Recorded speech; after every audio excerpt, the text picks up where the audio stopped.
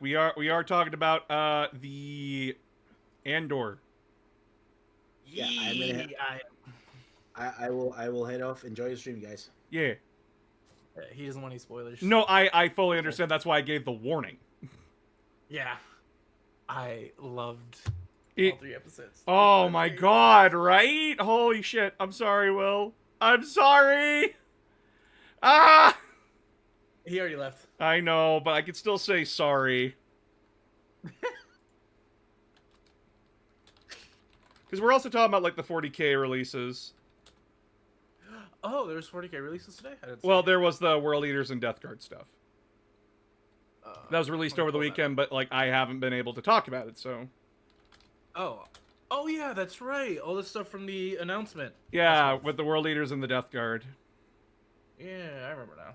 Yeah, everyone's like, have you talked about it yet? Have you talked about it yet? I'm like, no.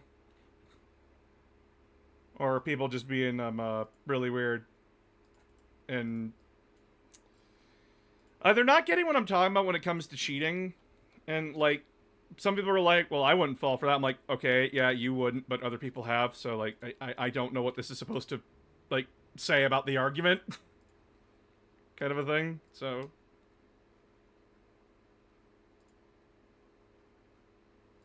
There we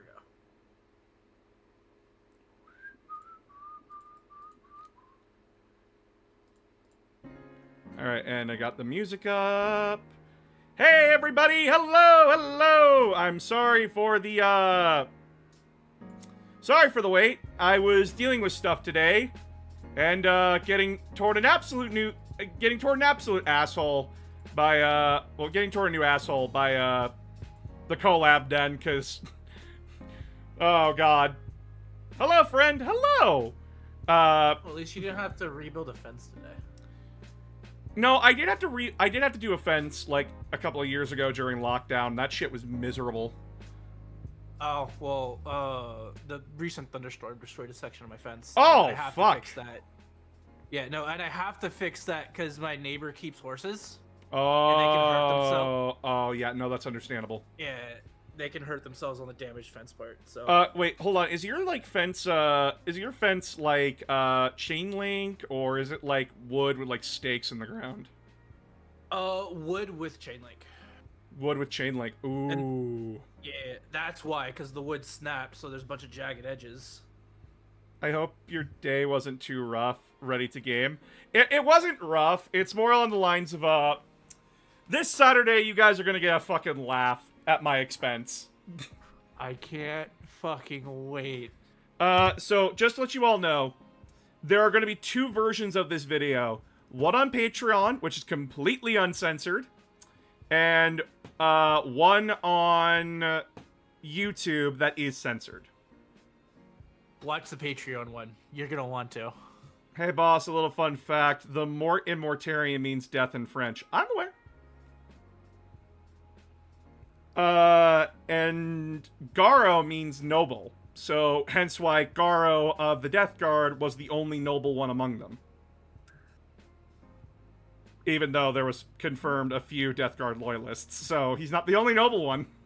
What are we doing today? Yeah. Well, today, I didn't have a game planned, because we're doing Repo on Friday with the collab den. So I'm very excited for that. I've been so busy, I wasn't thinking about what game to play. And, but yesterday, and the day before that, there was 2 major things that came out. First off, for 40K, there was a brand new release, an announcement, for this coming Saturday's pre-orders, which are Death Guard and World Eaters. So, be very excited about that. If you are a close combat-loving person or love factions in games that prefer getting in rather close, uncomfortably so.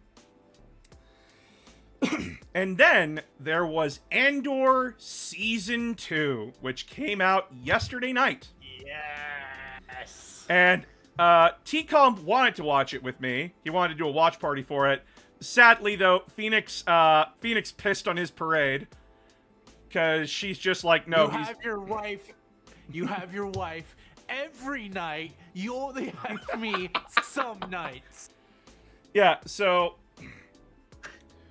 I really want to talk about Andor, but I also want to talk about like whatever else is going on in the world, kind of a thing, you know? Like things people are excited about, that kind of thing. And plus, like, yes, I am aware Oblivion Remastered has been released. It is without controversy, and guys, at this point, I don't know what to tell you. There is no such thing as ethical consumption under capitalism. I don't know what else to tell you. Just don't buy Harry Potter, I guess. But, so... They managed to successfully sell the horse armor for a second time. Ha! Good shit.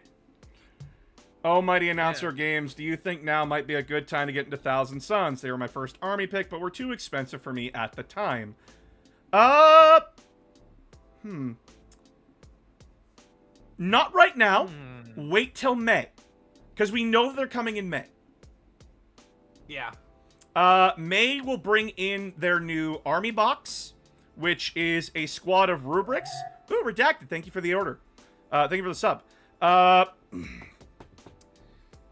Thousand Suns will get their stuff next month, hopefully, because they're last in line. But we're getting our new robots. Their new box is 3 Exalted Sorcerers, 2 squads of robots, 1 Rubric squad of 10, and 1 Terminator squad of 5. Which, holy shit, that's awesome. Like, I'm getting that box as soon as I fucking can, kind of a thing. So, hold off. Have they announced the price for it yet? Not yet. Expect it to be expensive. Okay. Yeah. Because depending on the price, it's going to be a really good box to get. If they get a good combat patrol like the Death Guard and the World Eaters, that'd be so goated.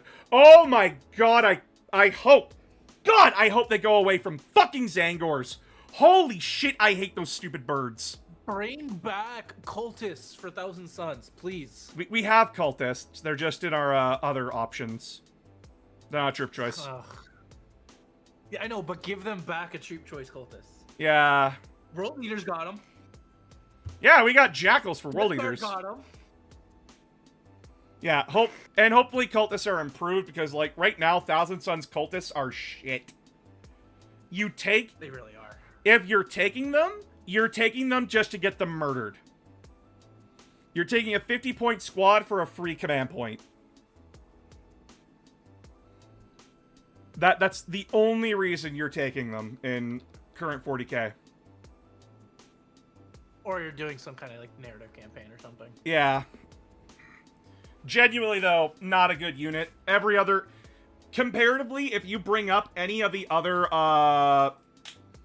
if you bring up any other Chaos Cultist unit, Thousand Suns Cultists just get blown out of the fucking water. It's not even a contest. If you have 50 points you need to spend for your list, just give it to upgrades. Yeah, don't take another unit. There's a million other things you could be putting that stuff into that are a million times better. Like, guys, we have Cultist Firearm, whereas everyone else gets like auto guns. Cultist Firearm is just a 24-inch auto pistol. Yeah. At hitting on force, 1 attack each, strength 3. They are not killing anything. They are not winning against anything. They are there to fucking die. They'll kill conscripts. I don't even think that. Oh fuck, let me go get my Pure Guard data cards. They're not good. I would rather take cultists in a Black Legion army. Genuinely. But yeah, like, those are... So, like, we're getting a few new... We got some reveals. And genuinely, they are very exciting. Very exciting reveals. We got the 2 new characters data sheets. God, the Guard have so many fucking data cards. Yep, we have right here. Sorry, I'm just bringing up the Warhammer community post. So here we have the Lord of Poxes.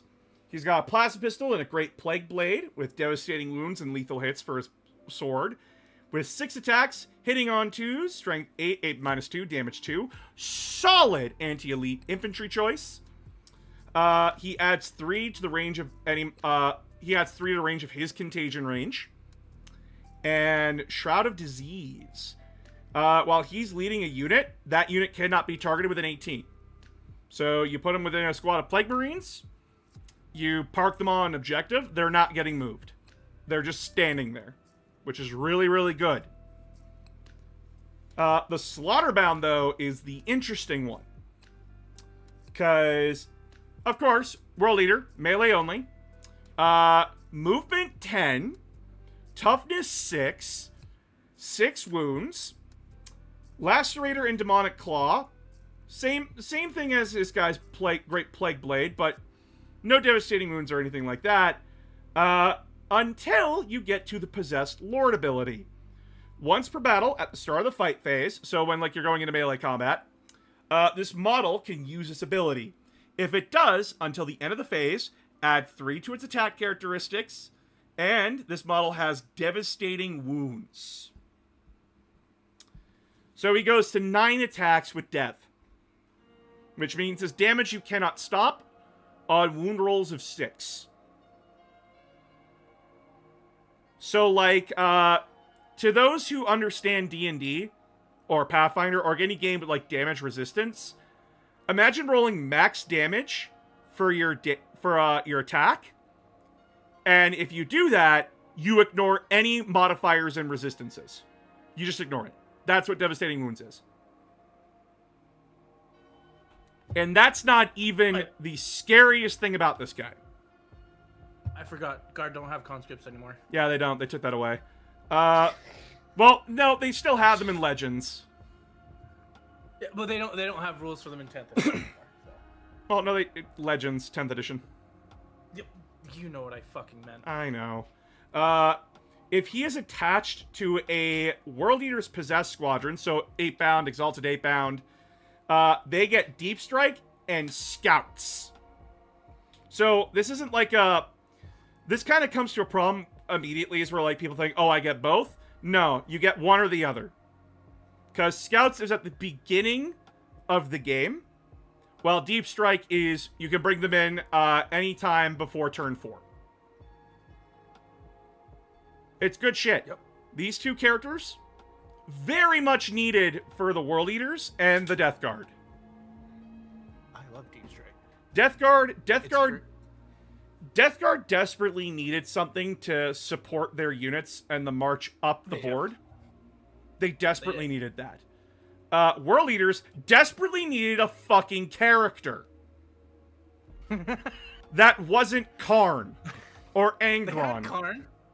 They had Karn. Yeah, I said that wasn't Karn. No, too bad. And because World Eaters had 2 generic characters, 2 generic hero units. Lord on Juggernaut, which couldn't join any units. Or Master of Executions, which great character hunter and very good for getting your World Eaters to fight first. Not good for anything else. Which, now, with this new Slaughterborn guy, you will be able to, enjoy a bit more with them, Enjoy a bit more. And I'm very excited because my wife plays World Eaters, so they're very excited for all this new stuff. Because we also got some new detachments. Chat. We have a mechanized detachment for World Eaters. One where it encourages you to take rhinos, land raiders, anything that's a transport. I am super excited to see how this detachment plays out, because we haven't really had a detachment like this for World Eaters before. Yeah, so just to let you all know, how transports work in 40k is that unless they have an ability that tells you that you can assault coming out of them, units cannot assault coming out of a transport. And so... transports. So... Oh, this... transports have assault. This army, this ability here, this army detachment, is encouraging you to play patiently. It is encouraging you to strike at the opportune time. Which is very weird for World Eaters. And no, there are abilities in this detachment, these two stratagems here, that do encourage you to keep assaulting, like forward frontal assaults. So that's the idea. Load your shit up in transports and throw them at the enemy, but unload your units at precise times and take advantage of that. Because if you do, you get to add 2 to the strength of your attacks. And you get to add 1 to charge rolls. And it's good. It's very good. And then we have the one that's fun. Not necessarily, in my mind, I'm waiting to be proven wrong, because competitive players are insane. Idols of Corn. This one is, if you have a World Eaters Titanic or World Eaters Monster, they give off an aura, and all of your Jackals and Goremonger units within 6 of it, or 9 if it's Titanic, get either add 1 to hit and add 1 to wound, add 1 to charge in advance, or get a 4 up and vulnerable save. It's not the greatest thing in the world, but I'll be damned. It's fun, and that's what matters. Yeah. But I'll be damned if someone doesn't win a tournament with that. Oh, someone will. If someone managed to win the last tournament with a Gladius list, they'll win with this one. Yeah. My boys, Ultramarines. Y'all hate vanilla ice cream, but vanilla ice cream came out on top again, motherfucker. I was not expecting them to win. I woke up to that. I was like, what the fuck? I cannot be reading this right. Alright, and then we have Nurgle's Gift. So, Nurgle's Gift has been a really strange ability that GW just hasn't seemed to been figured the fuck out until recently. Like, when Death Guard started, it was rough for Death Guard. I do like Nurgle's Gift. I do like the idea that their army gives off an aura that gets bigger the longer the game goes on. Really encouraging you to build your army to last.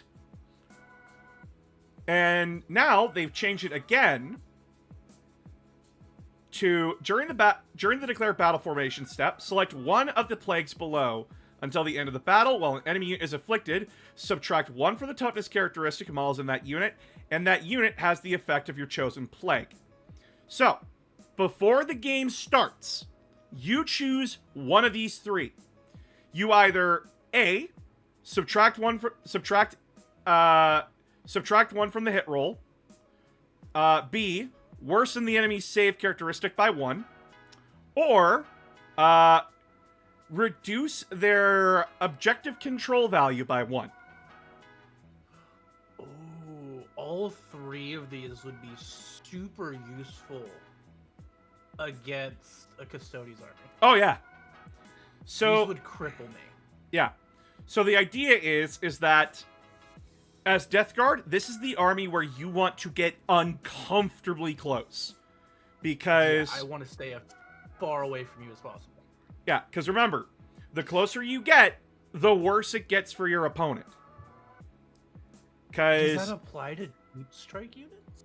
While an enemy unit is within contagion range of 1 or more Death Guard models in your army. Okay, so you could cheese it with deep striking with this. Oh yeah, you really could. These are not nice guys. A character we need to respect more is a tech priest who destroyed the STC or Phosphex. Truly a horrible thing. But of course, Phosphex would be absolutely effective against Tyranids. I have no idea what the fuck... Like, what does that have to do with what we're talking about, Knight? Stay on topic. Anyway. The detachments they've released for this. The first one is Miasmic Bombardment. So, of course, this is another mechanized one. At the start of the battle round, select a number of enemy units more than 12 inches away from every model from your army that is on the battlefield. Until the end of the battle round, those enemy units are afflicted. The maximum number of units you can select in this way depends on the battle sizes shown below.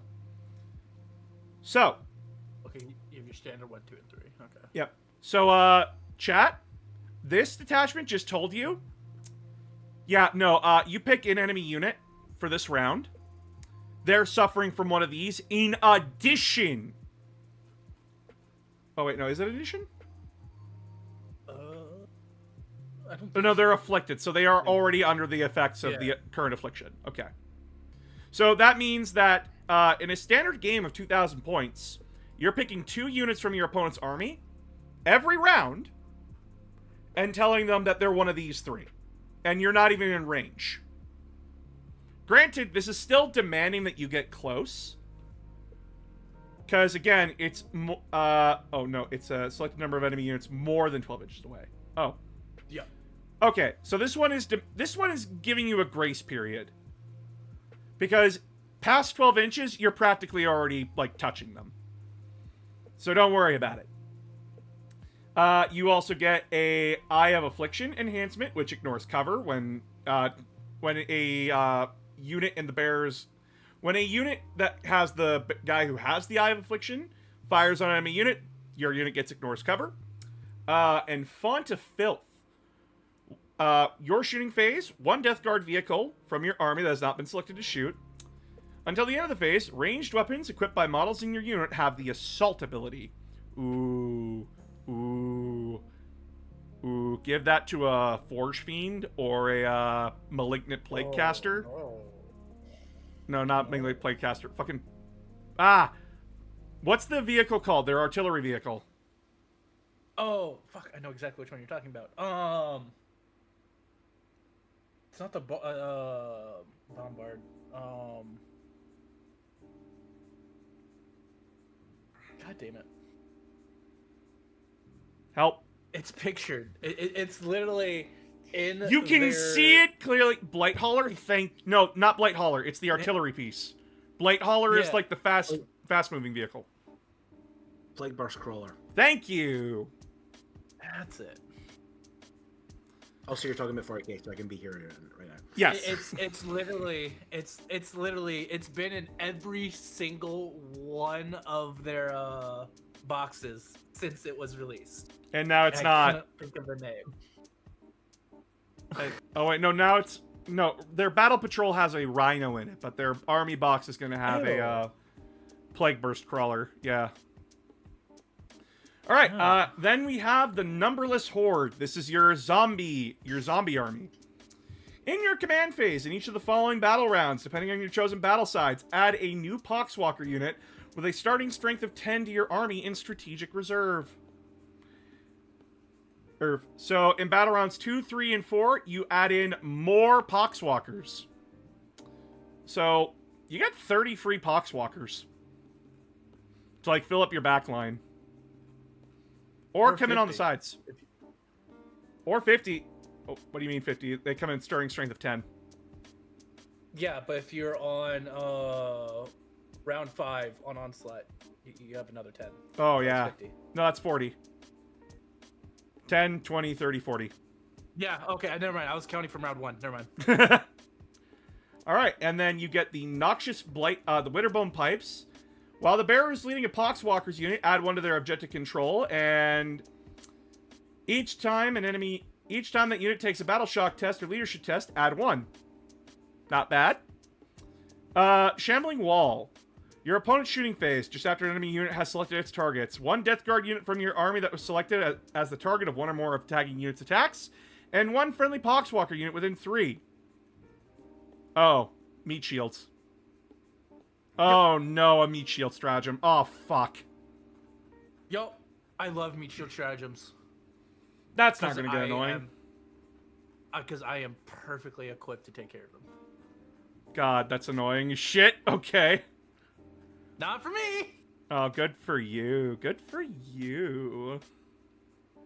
I love Horde armies because I get more points.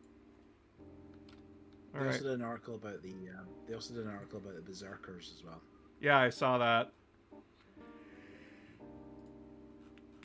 They're Also, movement 8 now. yeah, they're movement 8. World Eaters got movement fucking 8, chat.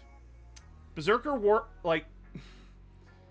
First, they gained +2 additional movement, up to 8. Their squad size also shifted from 5 to 10 to now minimum 10 to 20, making offensive or defensive stratagems much more efficient on larger squads. They did lose a point of melee strength, which can be regained with the Berserker Warband attachment, but their Blood Surge move became D6 +2, making it significantly more annoying. They are faster than Custodes. I want to make this known to everybody. When we measured close combat units in 40k, for years, the 2 top frontrunners for close combat have always been Khorne Berserkers and Death Company. And Khorne Berserkers continue to outpace Death Company because Khorne Berserkers have more utility. Yep. And this just keeps proving why Khorne Berserkers are really fucking scary. They have also have a lot more weapon variety. Oh yeah. Death Company does.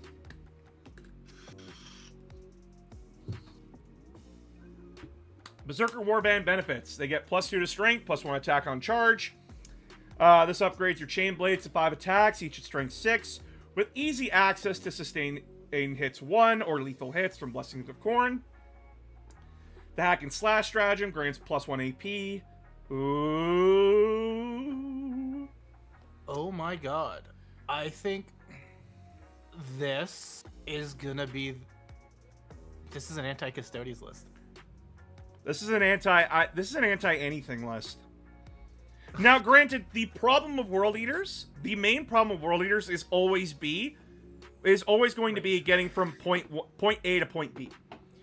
Because your range is limited to Terminators, tanks, demon engines that are not melee focused, and your 1 Titanic unit. And most Khorne armies most World Eater armies that I see don't even bother to bring them in. Focus on what you're good at with your army, which for Khorne is melee. Oh shit, and now we have points. Oh shit. World Eaters squad 10 are 180? Oh my god. 8-bound or 150? For 3. For 3, yeah. So either 250 for 3 or 300 for 6. Sorry. So either 250 for 6 or 300 for 6. Oh my god. It does mean that you can, if you're using the Berserker Warband, because we checked the points, you can get 100 Khorne Berserkers, Karn, and I think a Lord on Juggernaut. Oh god. 1,000-point army. This is nuts, dude. Holy shit. Oh, my wife is gonna love this. They love their World Eaters. My partner, they are very much like very simple-minded when it comes to their tactics, i.e. I'm gonna run you the fuck over and chop you up. Which is perfect for Khorne. Yeah, perfect for Khorne. Phoenix loves them so very much. And after what they've done to Daka, it has destroyed my wife's brain. They gutted our fun time, those bastards. You knew what you were doing when you gave it to us. Why did you take it away, you fucking cowards? Cause fuck you and fuck works. Because no, it was because actually their partners were turning around and going, "We're just not going to run 40k. We're going to just ban this detachment if you don't change it." Cowards, like, one and all. Yeah, no, they I actually think it was. I genuinely like. Did it need powered down? Yes, probably, but like, I genuinely think they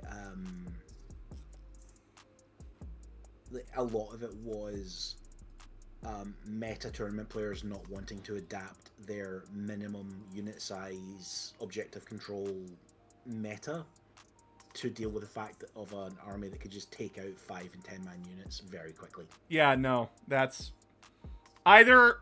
Or This, 5 and 3 man units. this is what I find frustrating about competitive is that, like, if they don't want to change, they will bitch and whine about it.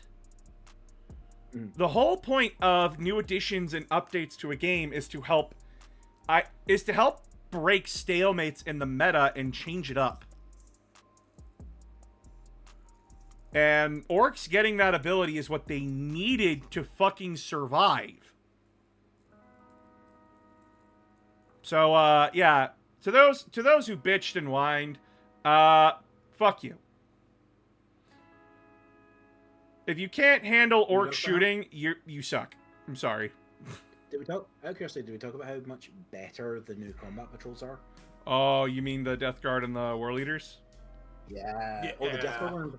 The world. Okay, I said this. The World Eaters one is kind of a side grade.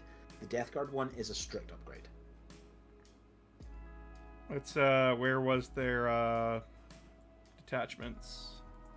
What was their 9th edition? 9th edition for Death Guard was 30 Poxwalkers, 6 Plague Marines, and Typhus. Oh, I'd say that's better. No, you don't want 2 of it. Yeah, you don't want 2 Typhuses. You can buy that multiple times. You can buy that. Yeah, here you can buy this multiple times, and then you get like a full army out of it. Because you get a Plague Burst Crawler, 2 drones, a squad That's of... the Battle Force, not the Common Oh, Patrol. my bad. Here it is. Sorry.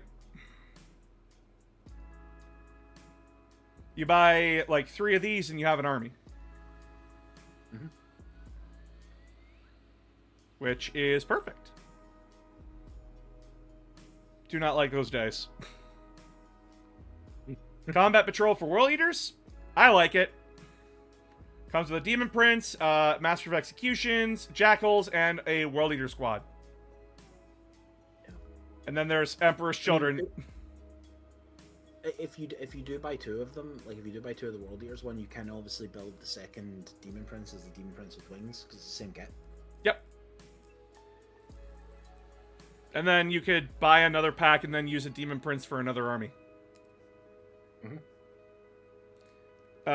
But then Emperor's Children, you like flawless blades? You do now. Yes. You're getting them. You don't have a choice. I do like flawless blades. I like they apparently all have helmeted head options. None of the studio models are using them. Oh, well, I'm using the helmeted options because I do not like. Mm-hmm. Listen, I like Emperor's Children, but I like it when they're wearing helmets. Yeah. I like the idea that just they're gonna cover- snorting drugs in the helmet. We're just gonna cover this up here. Just like, let's put this back on. Man, Emperor's Children, why do you always wear your helmet? Takes it off, reveals their true face. Let's just put that back on. But yeah, like, genuinely, they are kicking ass with these battle patrol, with these combat patrols, with these battle boxes, everything. But now let's talk about the main thing that I know TCOM is absolutely itching to talk about, because this man was like, this is an A10 fucking warthog, fuck you. Yes. I'm so glad you saw my out of How about- context and spoiler-free reactions. I was watching it when you were saying them out loud. Have fun, fellas. Yep. Yeah, Good fun, night. Will. Good night, Will. All right. So, Andor Season 2. For those that don't know, Andor is the character from Rogue One. He is the... What's his accent again? I don't remember. It's not a world that has like shown up. No, like, I'm talking about, like, Beforehand. the actor's accent. Oh, the actor's accent? Yeah. Spanish? Spain? Diego Luna. Yeah, Spanish accent makes sense. Yeah, he's yeah. Okay, awesome. Oh, he was in the Book of Life. Good to know. So Andor is that guy, and so this show. So the first season takes place 5 years before the Battle of Yavin. So it is him when he is a scoundrel, when he is just, living his life under the Empire, keeping his head down, but very much Doing what he needs to survive. Yeah, but very much not following Imperial law.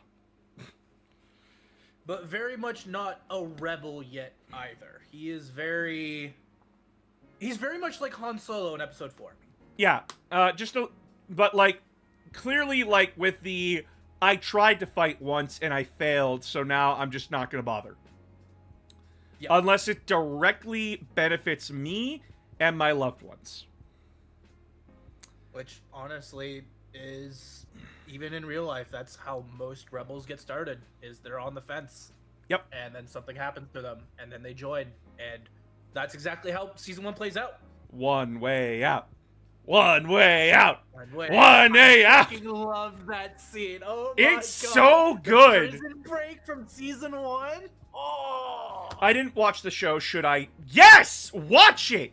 Yes. It is one of the best Yes. Star Wars things to come out in recent memory. Along with, like Tales of the Jedi and Tales of the Empire. And Bad Batch. I'll be honest. I will, being raised on it, I will always prefer Legends. But with Disney, I really haven't cared very much about most of Disney's stuff, but I am absolutely obsessed with Andor. I fucking love it. You should 100% watch it. It's great. Yeah, so, there will be spoilers, by the way. Like, if you want to watch Andor without being spoiled, leave now, because we will talk the shit about episode 1, 2, and 3. Which unfortunately is all we have right now. I wanted to binge the rest of the fucking season. So, for those that don't know, Andor Season 1 was a cohesive story that took place over the course of, like, several months. And now Season 2 is... They're releasing 3 episodes every Tuesday for the next 4 or 5 weeks. Yep. And each one is an arc. So each one is a year building up to where Andor leaves to go talk to the guy that he met at the beginning of Rogue One. Yes. So Season 1 is primarily focused on Andor specifically, but also the creation of the Rebel Alliance itself. Yes. So at the point where Season 1 starts, there are tons of different rebellions going on around the Empire.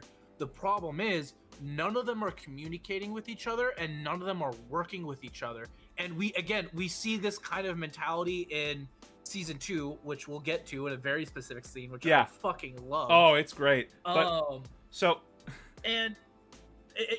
Mon Mothma's in it with her support. Fucking, what's his name? Luthen, and they're building the alliance as Andor's off on his mission and dealing with the consequences of that. Yeah. So I'll give them a quick rundown. So Andor has, I want to say 4, then 5 perspectives. No, technically 6. So, the first perspective is Andor's perspective. So, like, we're following Andor, about how he's just, the grunt on the ground kind of a thing, where he steals something. He manages to steal a flight recorder or something from the Empire, and... No. Yeah, it was a flight recorder. Yeah, so he steals a flight recorder, which is extremely fucking hard, by the way, and he does it no sweat. And when he's asked, like, how the fuck did you do this? He just says, you just act like you belong. You walk in, you act like you belong. They don't give a shit. They think they're too big to fail. So, who gives... And also, like, 90% of the Empire is just people doing their normal 9 to 5. Yeah. 90% of them don't give a shit. Yeah, they don't have time. And then the other characters are Mon Mothma, as T-Com said. Mon Mothma is very much this. Following her story is heartbreaking, because she is trying to be.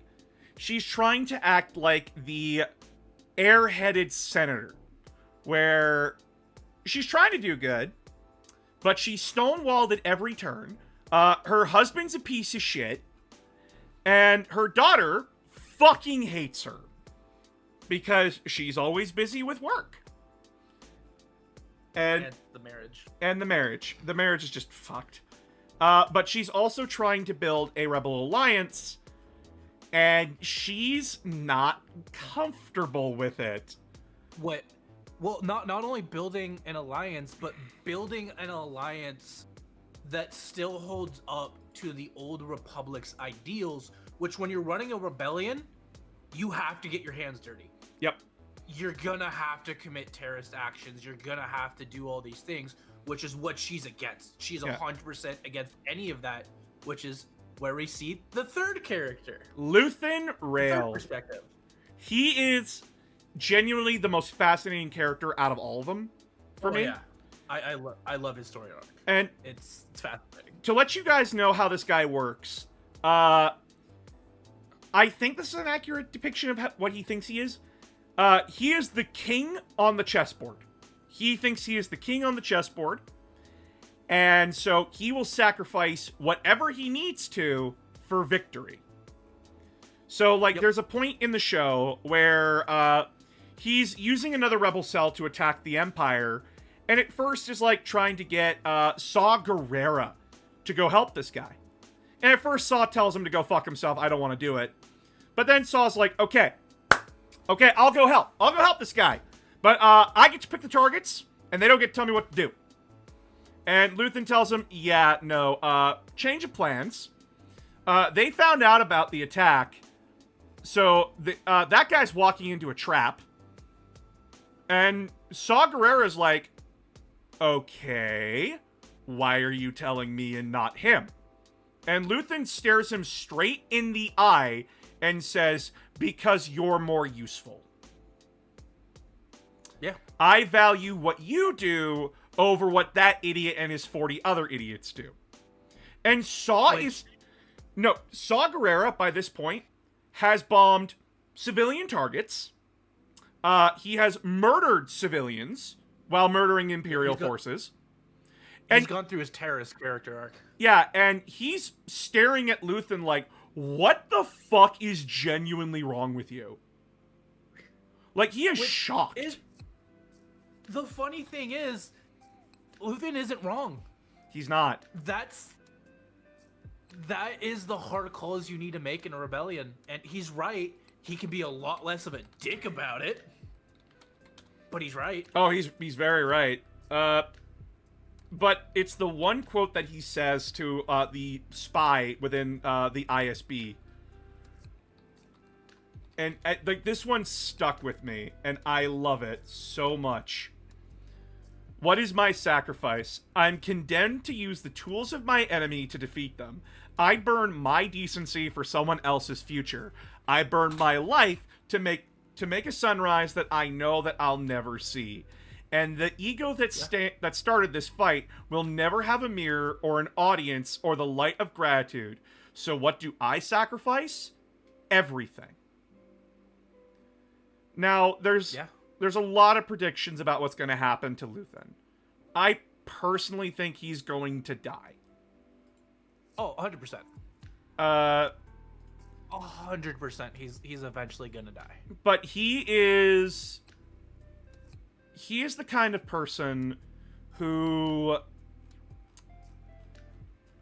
Mothma needs a kick in the ass to understand you can't play nice. You can't talk your way out of this.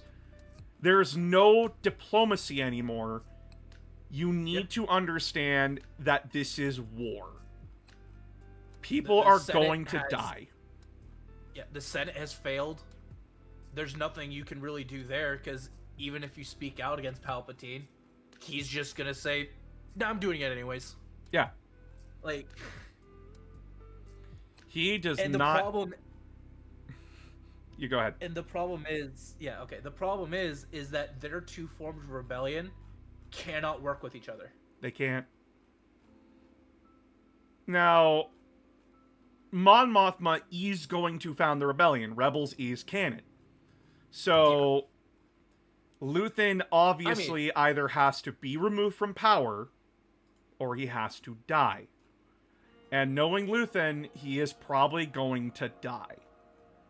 Yeah, he would he is never gonna give up the power or the cells he's created. Yeah. It's Then just not in his character. Yeah.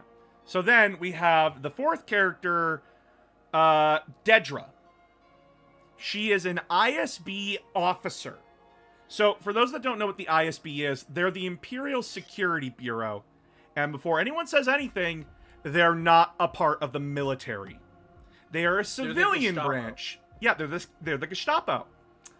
And Andor does a very, very disturbing thing where it makes you root for her. Oh yeah. They make you root for her because she's being treated like shit at work. She's being talked down to, she's being treated like shit, and then she's punching up. And then it all comes crashing fucking down when she gets to a position of power. And don't forget the constant fucking backstabbing. Oh, yeah. She is not a good person. And the second that she gets the power to hurt people, she exercises that immediately. The ISB. Go ahead. Let's put it this way. She manages to get Cassian's old flame, essentially, his ex. Because, obviously, she must know where he is. And so, how do you think they would go about torturing her? Like, truth serum, waterboarding, you know, all the classic stuff. Good old-fashioned enhanced interrogation. No. Specifically, she brings in a doctor who tells this girl to her face, "Oh yes, you see, we genocided a species. We genocided a species, and their children gave off such a horrific sound that the comms officers in charge of the ship were found weeks later curled up in a fucking closet together, mortified by what they heard." And you know, I took that sound, I manipulated it, Just the appropriate reaction to hearing about a genocide. Yep.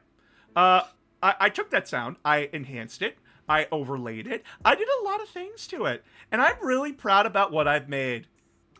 And you're going to listen to it now. You do not hear what she hears. But You just hear her screams. You just hear her screams. And then the next time we see her, she is practically fucking brain dead. Yep. Like, drooling mess. Even in season 2, when she shows up again, she is still very clearly broken. Yep. Doing a lot better, but clearly broken. This is... I'm going to warn you right now. This show does not hold back. It stares you uncomfortably in the eye and says, this is how ugly empires and rebellions are. Yeah, that's one of the reasons why I love Andor so much. It's showing the brutal reality of how you fight an insurrection and how you respond to one. Yeah. Well, how you respond to an empire, and yeah, how an insurrection... The creators of the show have said, like, they don't want the rebellion to be clean, because rebellions are never clean. They're still clearly the good guys, but it makes you uncomfortable. Because there are rebels that are willing to do anything, like Saw Gerrera and a few others. They are willing to kill whoever they need to. They're willing to hurt whoever they need to. But regardless of how it damages the rebellion. As long as it damages the Empire, they're happy. Yeah.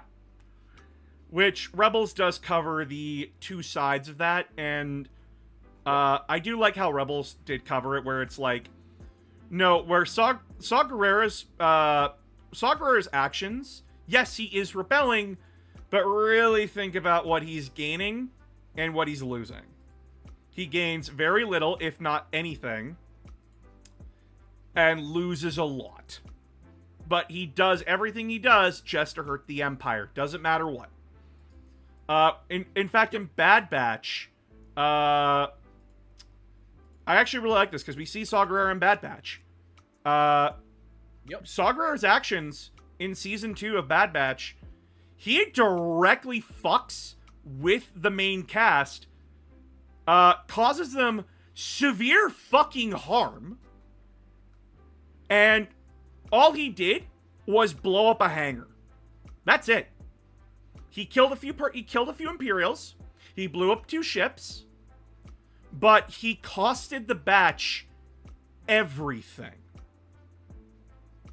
He did more damage to his own side than he did to the Empire.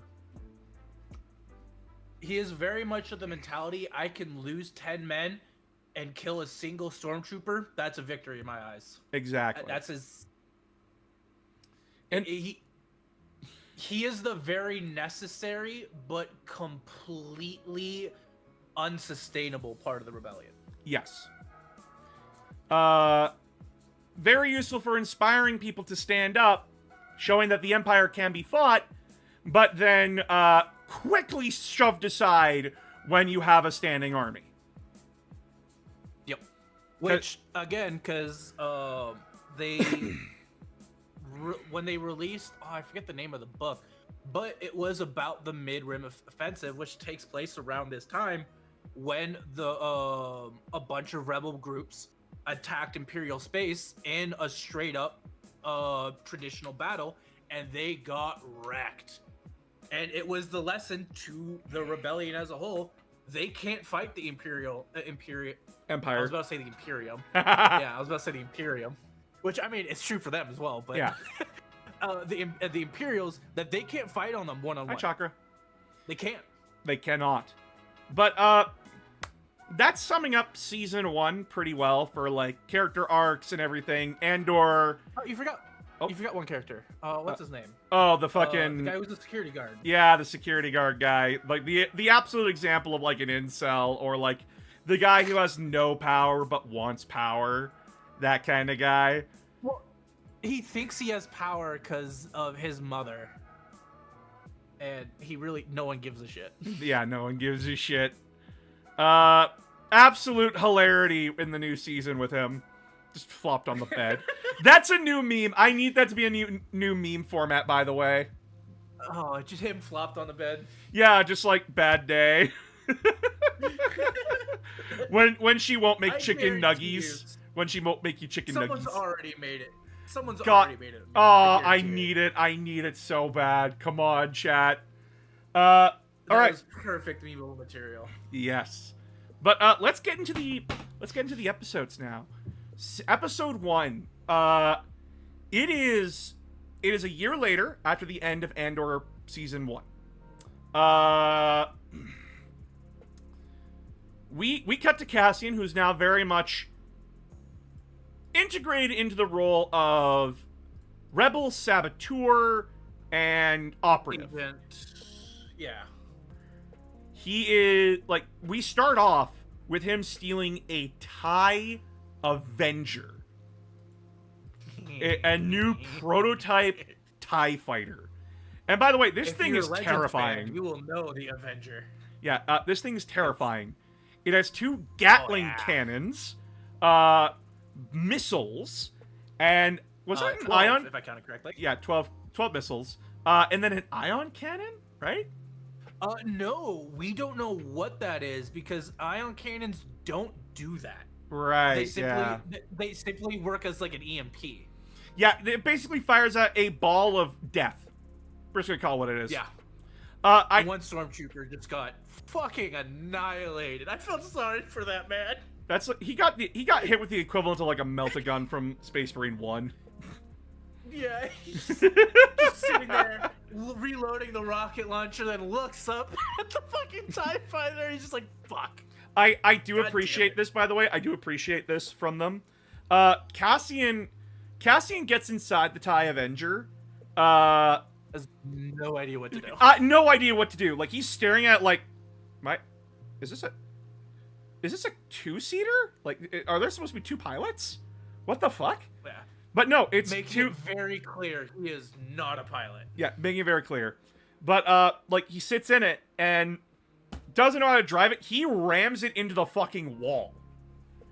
The ceiling just all over the place. I'm surprised he didn't destroy it, Yeah. given how fragile ties are. Yeah, no, genuinely, I thought he was gonna wreck it. Yeah. But what do you know? Lo and behold, he does get away. And the one thing that I like during the chase is that he's being chased by two TIE Advanced ones. Yes. I do like that. I love that little detail. And There's a lot of really little small details that are in Andor. yeah, it's really good. And then the other storylines that are happening. Hi, Blade Charge. We're talking about Andor, Season 2. So, Episode 1 gets us caught up to speed with what happened to the Ferrix crew, which is Andor's group of friends. They're currently illegals. Space Kansas. Yeah, they're in Space Kansas, basically, and the creators are like, no, we are directly drawing comparisons. Yeah.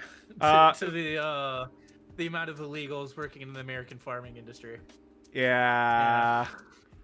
And how they're taking advantage of. Just ignores, and how the government ignores them unless it's useful to them. Yeah, it's extremely uncomfortable. But that's kind of the point. It's supposed to be. Again, the show is going to make you very uncomfortable. It's boss at DCOM night. Yeah, because Will hasn't watched the show yet. And I had me and TCOM watched it last night, so. Yeah. So the other plots are Director Krennic from Rogue One is in the show now. And he is directly tied with Dedra's story now. And essentially, they're talking about how to genocide. Yeah, they're basically talking about, like, hey, so the planet Gorman, has a lot of material we need for this new project. I don't care what Space Switzerland, as I called it. Yeah, Space Switzerland. Basically tells everyone to their face, I want you to find a way for us to either get the population off the planet or kill everybody. Or to work for us. Or to work for us. Or to work for us. Until we literally mine their planet out to the core. Yep. Planetary collapse is what they called it in the show, I think. Yep. Or or with the alternative, or you find me a better material for the project. Which I know none of you are going to do. Yeah. And even more fucked up, as one guy is like the architect of all this, is talking to the Dedra's direct superior. Because her direct superior is like, we don't have very many like outposts or groups on Gorman to do this. Like, we don't have anyone that can like safely do this. And this guy just tells him, oh, we're building an armory tomorrow. What? Yeah, we're building an armory. And yeah, we're gonna slowly slip our forces in to infiltrate the populace. Which, as much as ISB is the bad guys, they are also partially responsible for looking after the military, making sure they're loyal and doing what they need to do. Keeping ISB out of the loop for that is a huge deal for the Empire. Yeah, like he learned that right there and then. And as Director Krennic put it, oh yeah, I'll be informing Lord Vader, Colonel Yularen, and I believe it was Governor Tarkin. Tarkin. Yeah, he should no. he would be a Moff at this point, not a Grand Moff. Yeah, I think it's a Moff. Because he got promoted to Grand Moff for the Gorman Massacre. I think. Yes. I think I know what the project is already. Yeah, the project's the Death Star. We all know it's the Death Star. They don't hide that at all. No, It's the ending of season 1 is literally we see the Death Star. Yeah. Then we cut to Mon Mothma, who at the end of season 1 got put in a very bad position. She's been using her money, both her family's and her government money, to fund the rebellion, and she's been using it, and she's been moving it through her bank accounts. The Imperial ISB, the ISB, essentially audit all senators and every senator's bank account. And which I don't want to say anything good about the ISB, but you should be doing that. Governments. You should be auditing your you should be auditing your rich people, just saying. Her problem comes down to I don't have a clean getaway for this. She hires a guy, and he's basically like, yeah, no, I've done all the math. I got most of it squared away, but there's still 100,000 that we need to square away, and I don't know what to do. And she doesn't have the money for it. She doesn't have the money for it.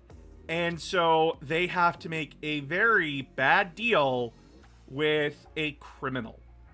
And this criminal's like, oh yeah, I can do that. I can easily get you to, like, I can easily do that.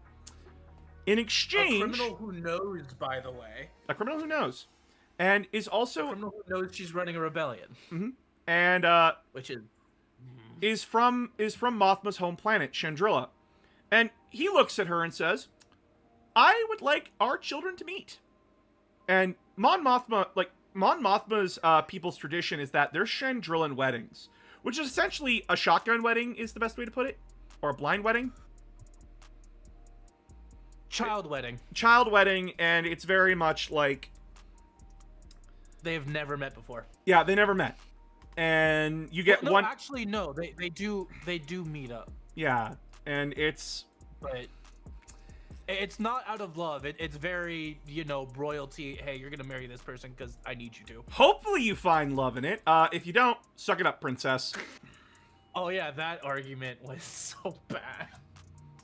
It is. It's fucked. It's not a good thing. And Mothma at first is like... hates it. Yeah, no, she tells him straight to her face, fucking no. Ew, get away from me. But... Find another way. Find another way, but there's no other way. So she agrees to it. Her daughter, who, by the way, hates her guts and will do anything to hurt her mom, agrees to marry the guy. The guy's son. So we cut to the wedding. Like, the wedding, like, they're preparing the wedding and everything. And it by the immediately bites her in the ass. Hold on, I want to talk about this. So the actress they got for Mon Mothma, holy fuck, she's amazing. Oh my god. She's great. Like, she's like going around basically like fake happy, all that kind of stuff. Just like, oh, it's good to see you. Oh, you haven't looked like you aged today, kind of a thing. Traditional wedding bullshit. Traditional wedding bullshit. She sees Luthen arriving at the wedding, who, by the way, we don't see who she sees, but you can see her skin go pale when she sees him. Like, the amount of control this woman has over her body, holy shit. That is amazing. They found the perfect actress for Mothma. Oh yeah, I'm so excited for her fucking speech. But she essentially runs down to Luthen, who is there. And Luthen, by the way, his disguise is that he's a pawn shop owner, or what's the antiquities dealer. Yeah, an antiquities dealer. And she's like, what the fuck are you doing here? And he goes, oh, the other family hired me to bring an antique. I am literally not here for you. A little thing for Luthen as well is this is very out of character for him, because he is very much, hey, us two, we never meet. Or if we do, it is under the cover of something like you're buying from me. Yeah. And we meet up for like 5 minutes to talk. But other than that, we have no communications because it keeps us both safe. Yep. So for him to show up is huge. Yeah, it's fucked. And, like, you can even tell clearly on Luton's face, like, this is uncomfortable for him, too. Because, He does not want to be seen with her. he does not want to be seen with her, and he's away from his, essentially, like, his master table. He's away from all the intel, and it's driving him nuts. He brought his assistant with him, and he's like, where the fuck is Andor? Where is he? I want to know. And she's just like, dude, I can't communicate with anyone here. Like, I can't get a secure signal. Nothing. What the fuck were you expecting? To even further increase his anxiety, the planet where Andor's group of rebels is currently under communications blackout. Yep. So he can't even communicate with them to see if he's shown up yet. Yep. He has nothing, which for a commander is infuriating. Oh, yeah. Having no information is just... Having something, even if it's the most useless piece of intel, like the enemy ate rice for breakfast would be more useful than nothing. Oh, yeah. And then as we cut back to, like, Mothma, she gets a very, she gets a series sets of bad news. First, her friend that she was using to, like... One right after the other, too. Oh, yeah. She's told by her friend, the guy that she, used to, like, organize her bank accounts and everything, he tells her, yeah, I need to talk to you. And she's like, about what? Oh, you know, it's nothing important, but it's kind of like, I do need to talk to you about it. So that's hanging over our heads. Away from everybody. Yeah, that's hanging over our fucking heads. And then, Cassian lands on an unknown jungle planet and, is trying to meet with the guy who's going to take the TIE Avenger from him.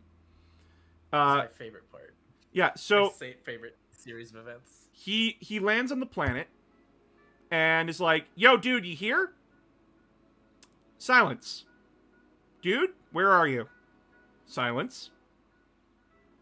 One more time, where the Put fuck your are... gun down. Yeah, put your gun down. What? Who's there?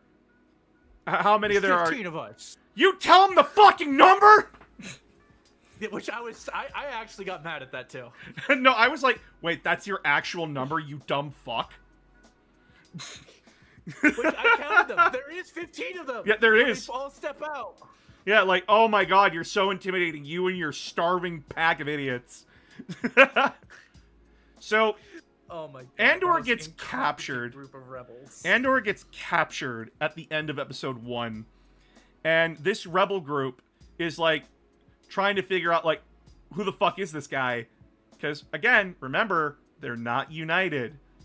And we do learn that they're rebels. And- They were a part of a battle that Cassian knew about. Yeah, and he also shows up in an Imperial fighter, wearing an Imperial uniform,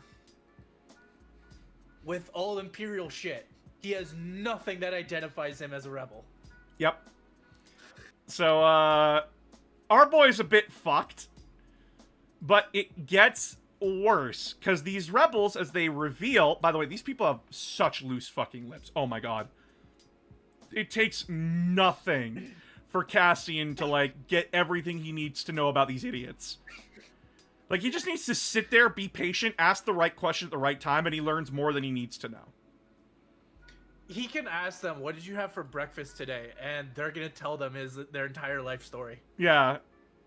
And it's just like, you can see on Cassian's face, like, God, I just want to shoot all of you. This is how I die? Yeah, like, this is how I die in the dumbest how I fucking die way possible. To these idiots? To these fucking idiots?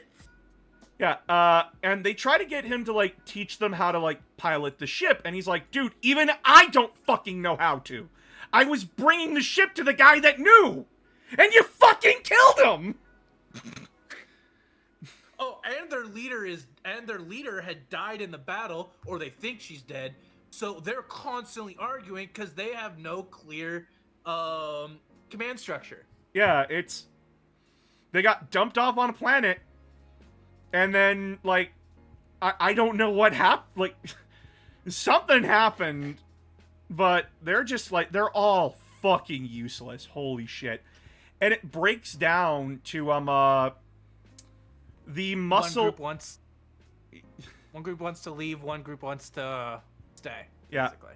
One group wants to leave because it's like, nah, we need to go. Like, there's nothing here for us. While the other group's like, no, our friend will come back. Fuck off. And it gets to the point where the muscle and their pilot, the girl, like their pilot girl, they get into an argument, and it gets to the point where the muscle just straight up shoots her. Shoots her in the fucking chest, and then another guy responds shooting the muscle, and it all hell breaks loose. Actually, I think they were arguing about who's in charge when that happened too, which is even better. Yeah, it's so fucked. So Cassian gets dragged off by one group to the thing they were hanging out inside, while the other group retreats to the TIE Avenger, and that's how episode 1 ends. Such a good ending. Oh, it's so fucked. Episode 2 starts with it being like a day later, and Cassian's like chained up in the fucking structure they were hanging out in. And they're like, they have like both sides of like one guy each like crawl out into the middle of a rainstorm. And they're like looking for the bodies, like bodies of their friends. Yeah. They find the foot of the muscle and the girl's goggles. That's it. Yep. And it's just like, oh god, they got eaten by monsters in the night. And you're just like, there's wild fucking animals out here and you're all fucking arguing? Jesus Christ! And Cassian is trying to help them too. Even though he's in prison, he's like, hey, you guys should set up a tarp to start collecting water, because this rain isn't going to last forever. And they have all the supplies. They are so fucking stupid. And they tell him to shut the fuck up and mind his own business. Like, he is trying to keep you guys alive. Yeah, it's so goddamn stupid. He could have easily just sat back and watched you guys die, which eventually he does, but... Like, you can tell, like, this is the part where, like, Cassian at the end of season 1 was, like, this bright-eyed rebel, like, no, I'm ready to finally take on the fight. I'm ready to do this. Let's go. Together now. And now he's just like, oh my fucking god, another group of these fucking idiots. Jesus Christ, I'd shoot each and every one of you I could. Holy fuck, you're useless. And it's... Poor guy has to put up with this shit. Yeah. And by the way, like, this situation gets so fucked that... They deserve what happened to them. Like, the situation gets so fucked. At one point, they're just trying... Like, the other group is trying to turn the TIE Avenger to face their encampment so they can shoot them. Yeah, because they can't figure out how to turn it on, but they're going to figure out how the guns work. Yeah, and Andor just looks at them. Andor just looks at the guys who he's with and says, yeah, if they're lucky, they're going to get 50 millimeters by tonight. 50 meters. 50 meters by tonight. 5 meters. Oh, 5 meters. 5 meters, sorry. They're going to get 5 meters by tonight, which is just putting us right into their sights. So you might want to fucking deal with that. Which... Waiting is not your friend here. Yeah, no, you can't wait. You can't wait around with these idiots. So... We also cut back to, his group, back on that one, Kansas planet. And... They're not doing too hot, because an Imperial audit has come down. It happens, like, once every 10 years. And they're very worried. For good reason. Because, like... they're going to be checking IDs. Yep, IDs and visas, you know. Are you living here legally? Are you fine? That kind of thing, you know? Which, they're going to find out, oh, hey, you don't have IDs and visas? Well, who are you? Then they're going to find out that they're actually rebels. 10 years. 10 years is too long. Remember, the Imperial machine is a bureaucratic nightmare. Yeah, audit is 10 years too long for an audit. Yeah, trust me, even they're like, shouldn't these be done yearly? And it's like, no, yeah, we don't have fucking time for that. I got audited every fucking year. Mm-hmm. Remember, galactic-wide empire compared to a country. Yeah. But still, like, it's... But yeah, they're fucked. Yeah. And the Imperials, they also hear a rumor that the Imperials are just straight up executing anyone who runs. Which, it's never confirmed, but it's the Empire. So probably. Probably. I would not be surprised if they did.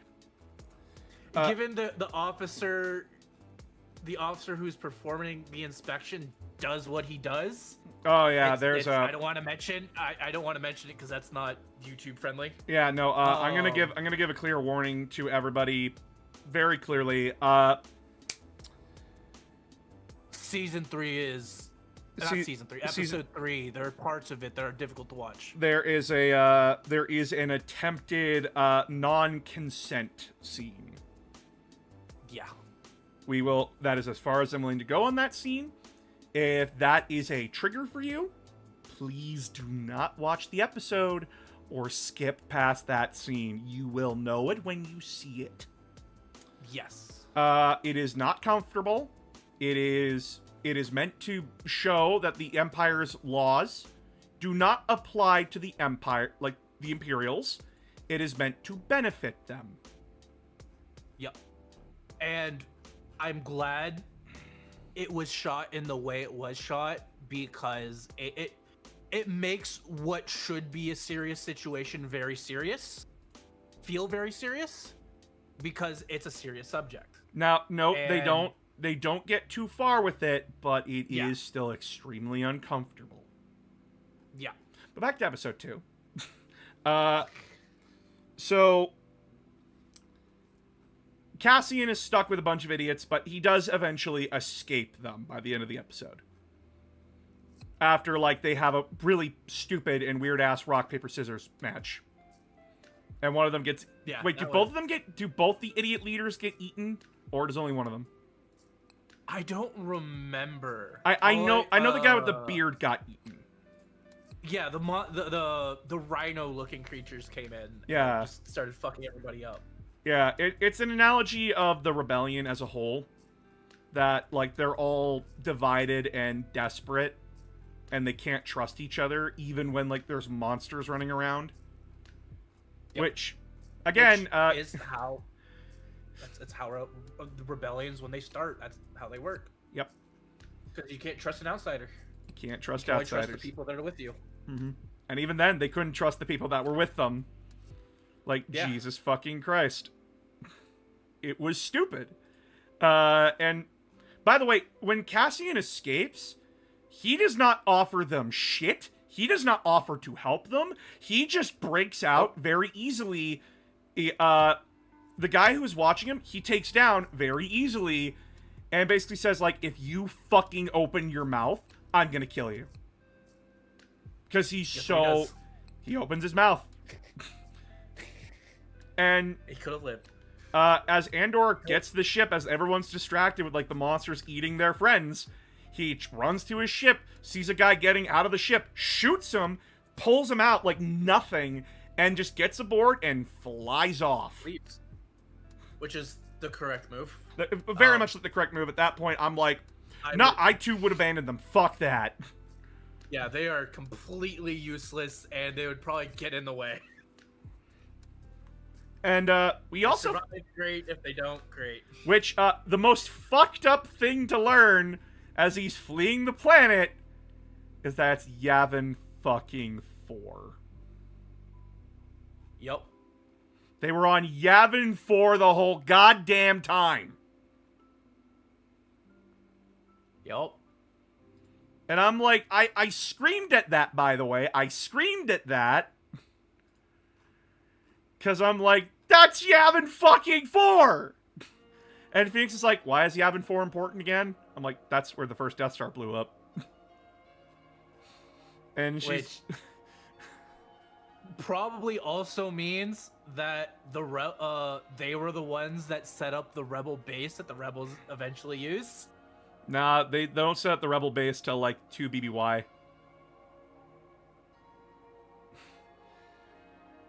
which is that group is dead. Either way. Yeah, if they already will. Yeah, I do not give them the chances of surviving for 3 years. Yeah, no. We also learn what happened to the one security guy and Dedra. So first thing with Dedra is that she was humiliated after the end of season 1. Like her entire operation to catch Andor and Luthen. She doesn't know his name's Luthen. The riot. Yeah, she's been disgraced in the ISB. And she's very uncomfortable with her new assignment working for Krennic. And her superior turns around to her and directly says, "This is a new fucking opportunity for you. Fucking take it. Yeah. Trust me when I tell you to let this Axis shit go. You've promised everything and return nothing. Take this as an opportunity. Is the right move. Take this as a clean opportunity to start over." And that's also like with me constantly saying is the right move. That's what I like about, I don't want to say this version of the Empire, but like this incarnation of the Empire in Andor. They're making logical choices a lot of the time. Oh, yeah. No, logical choices for individuals, the Empire itself, not so much. Yeah, you know what I meant. Yeah. Like it's, the people in it are actually thinking like people. Yeah, and it's really good.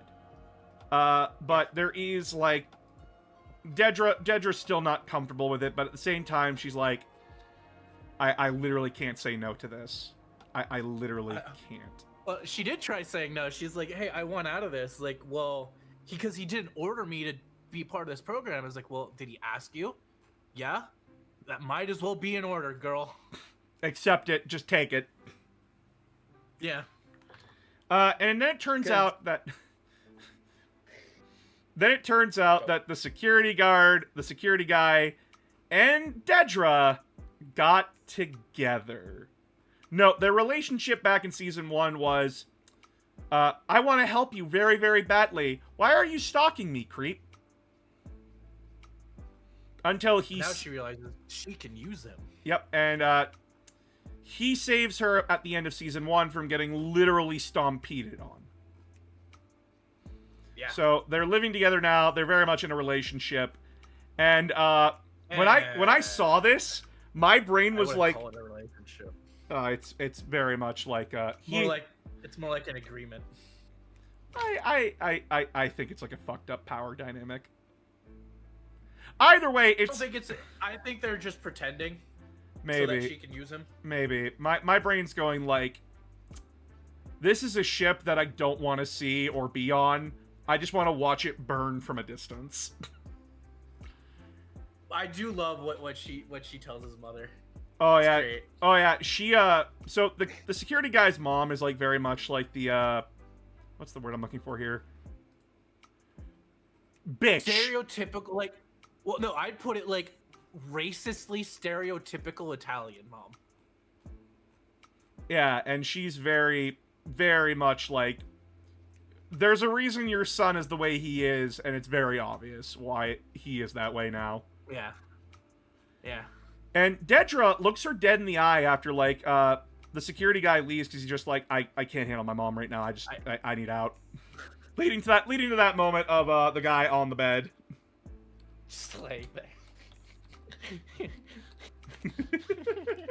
What the fuck's his name? Giggle Cyril. every time I think about it. Cyril. I giggle every time I think about it. It's so fucking funny. Yes! They're making memes! Yes! Yes! I told you they were. My fucking dream! Here, chat. Here's the meme. They just cut to this. They just cut to this. I shit you not. They just cut to this man laying on the bed. It is pathetic. It is hilarious. I love this shit. I live and die for it. I love this. It's just so perfect. It's just, oh my God. They did this on purpose. I don't care.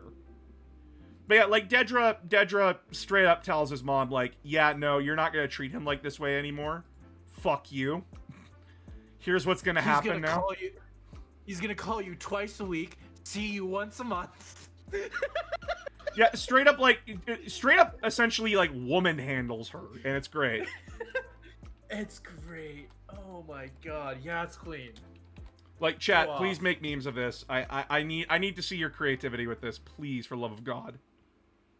I'm gonna post it in the Discord, I'm gonna post it in the Discord for all of you. Like, just go nuts with. I have some ideas, but most of them are military related. Oh, you can do it. This works for anything. Some of them you're not. Most of them you're not. Most of them you're not gonna get, because they're like very specific military things. Yeah. When during a family gathering you go up to your bedroom to get something, but really it's your little mental health break. It is so pathetically funny. Like, sorry, I'm posting this in memes. Live Cyril reaction. It's in the Discord memes there, chat. But yeah, like, Oh my god. guy is so pathetic. He's depressingly pathetic. But, But somehow competent enough to be the first person to, like, kind of get in on Andor. yeah. And suspect him for shit.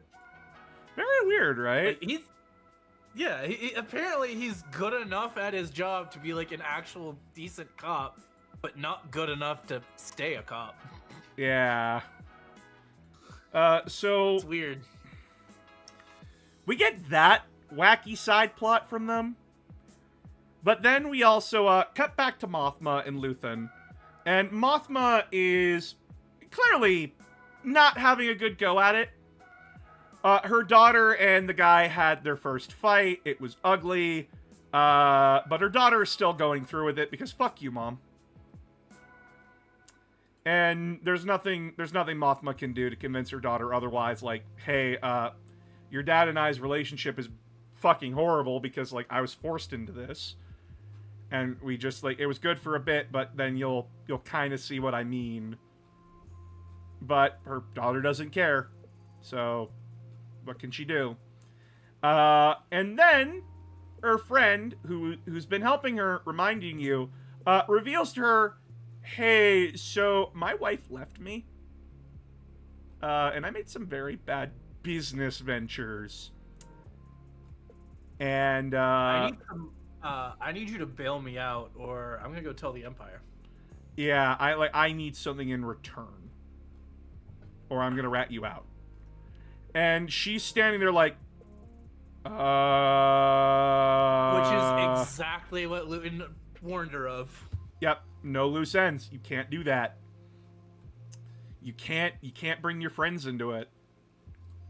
And it's also to show that example of, yeah, I'm willing to help the rebellion until it's minorly inconvenient to me. Yep. Because remember, he made these decisions. He made those bad business investments. His marriage fell apart on his watch. But now, because Mothma's getting what she wants, and the criminal is getting what he wants, why am I not getting what I want? Well, you agreed to help. There is no, like, there wasn't a reward in this. Or if there was, the reward was the Empire is toppled, and you're a hero. Nope, I want immediate results now. Yeah, which again is an abstract concept for most people when hey, I need food and water. I need to live now, not be freed at an undetermined point in the future. Mm-hmm. And Mothma is just at a fucking loss on what to do. Because, like, she's losing her daughter. Her husband's an asshole. Her life is just falling apart. And her best friend since childhood has basically just said, do A for me, or I'm going to sell you the fuck down the river. Blackmail. Your best friend is blackmailing you. Yep. And that's how episode 2 ends, essentially. And she even tries going to her daughter to tell her to like try and fix it. Like, hey, if you don't want to do this, we can walk out there right now and tell them it's over. Yep. Like the wedding's off. And her daughter hates her so much that it's like, no, you made this decision. Now you have to live with it. Yep. And it's just like, Kate, fuck you, I guess.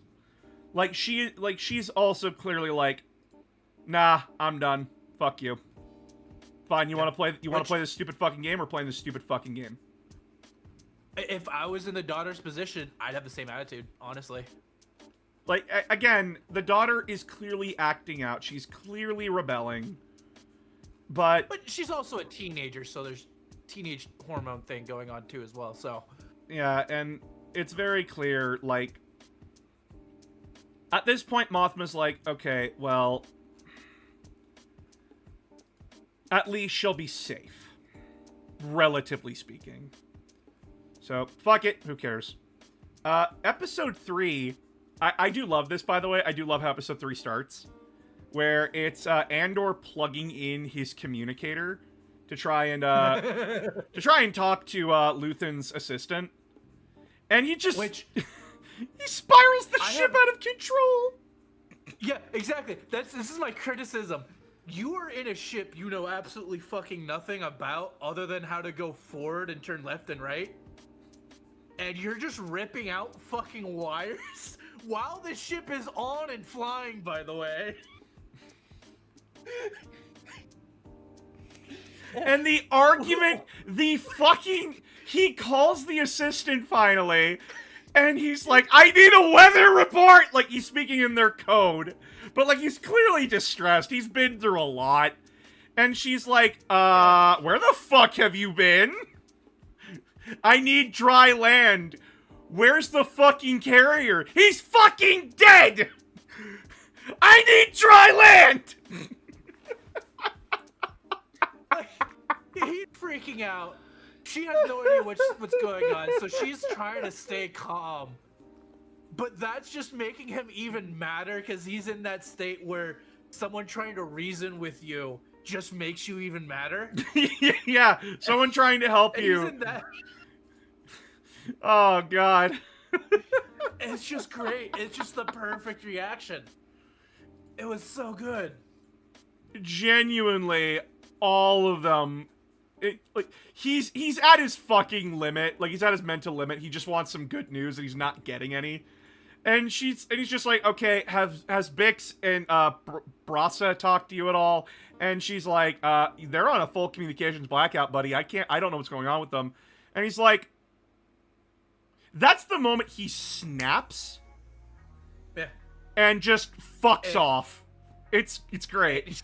She's trying to tell him, like, hey, just give it a couple days. It's probably fucking nothing. Probably something's broken with their comms, and they're working to fix it. And he's just like, nope, fuck it. I'm out. I need to know if they're safe. Yep, I need to ensure their safety. Fuck you. And then just fucks off. Yeah. And we do cut back to, like, Bix and her group, and this is the episode with the problematic shit. And it turns out that the farmers that were keeping them safe sold them down the river. Brassus? Brassus is his name, right? I really like him. Brassus. He basically is like, yeah, you just you stay here. I'll go find our friend, and we'll just, like, run away together. We'll figure it out. He tries to go find his friend. Turns out the farmer that was harboring them sold them out. And he's like, oh, I see what's going on here. Because, like, he pieces it together. Because he was told they were coming the next day, and they had tonight to get away. But suddenly the audit's here. Oh, you sold us out, you motherfucker. You used us for 6 months, and then when we were inconvenient, you threw us under the fucking river. Like, threw us under the bridge. Fuck you. Which, I mean, that's how it is for most America. Yep. Again, this is a comment on this show. I don't like, guys. Star Wars is political. Don't let anyone tell you fucking otherwise. Yep. No ifs, ands, or buts. They are clearly pulling from the immigration crisis in America and the refugee crisis going on around the world right now. Yep. And how immigrants and refugees are being treated like shit. Exploited. And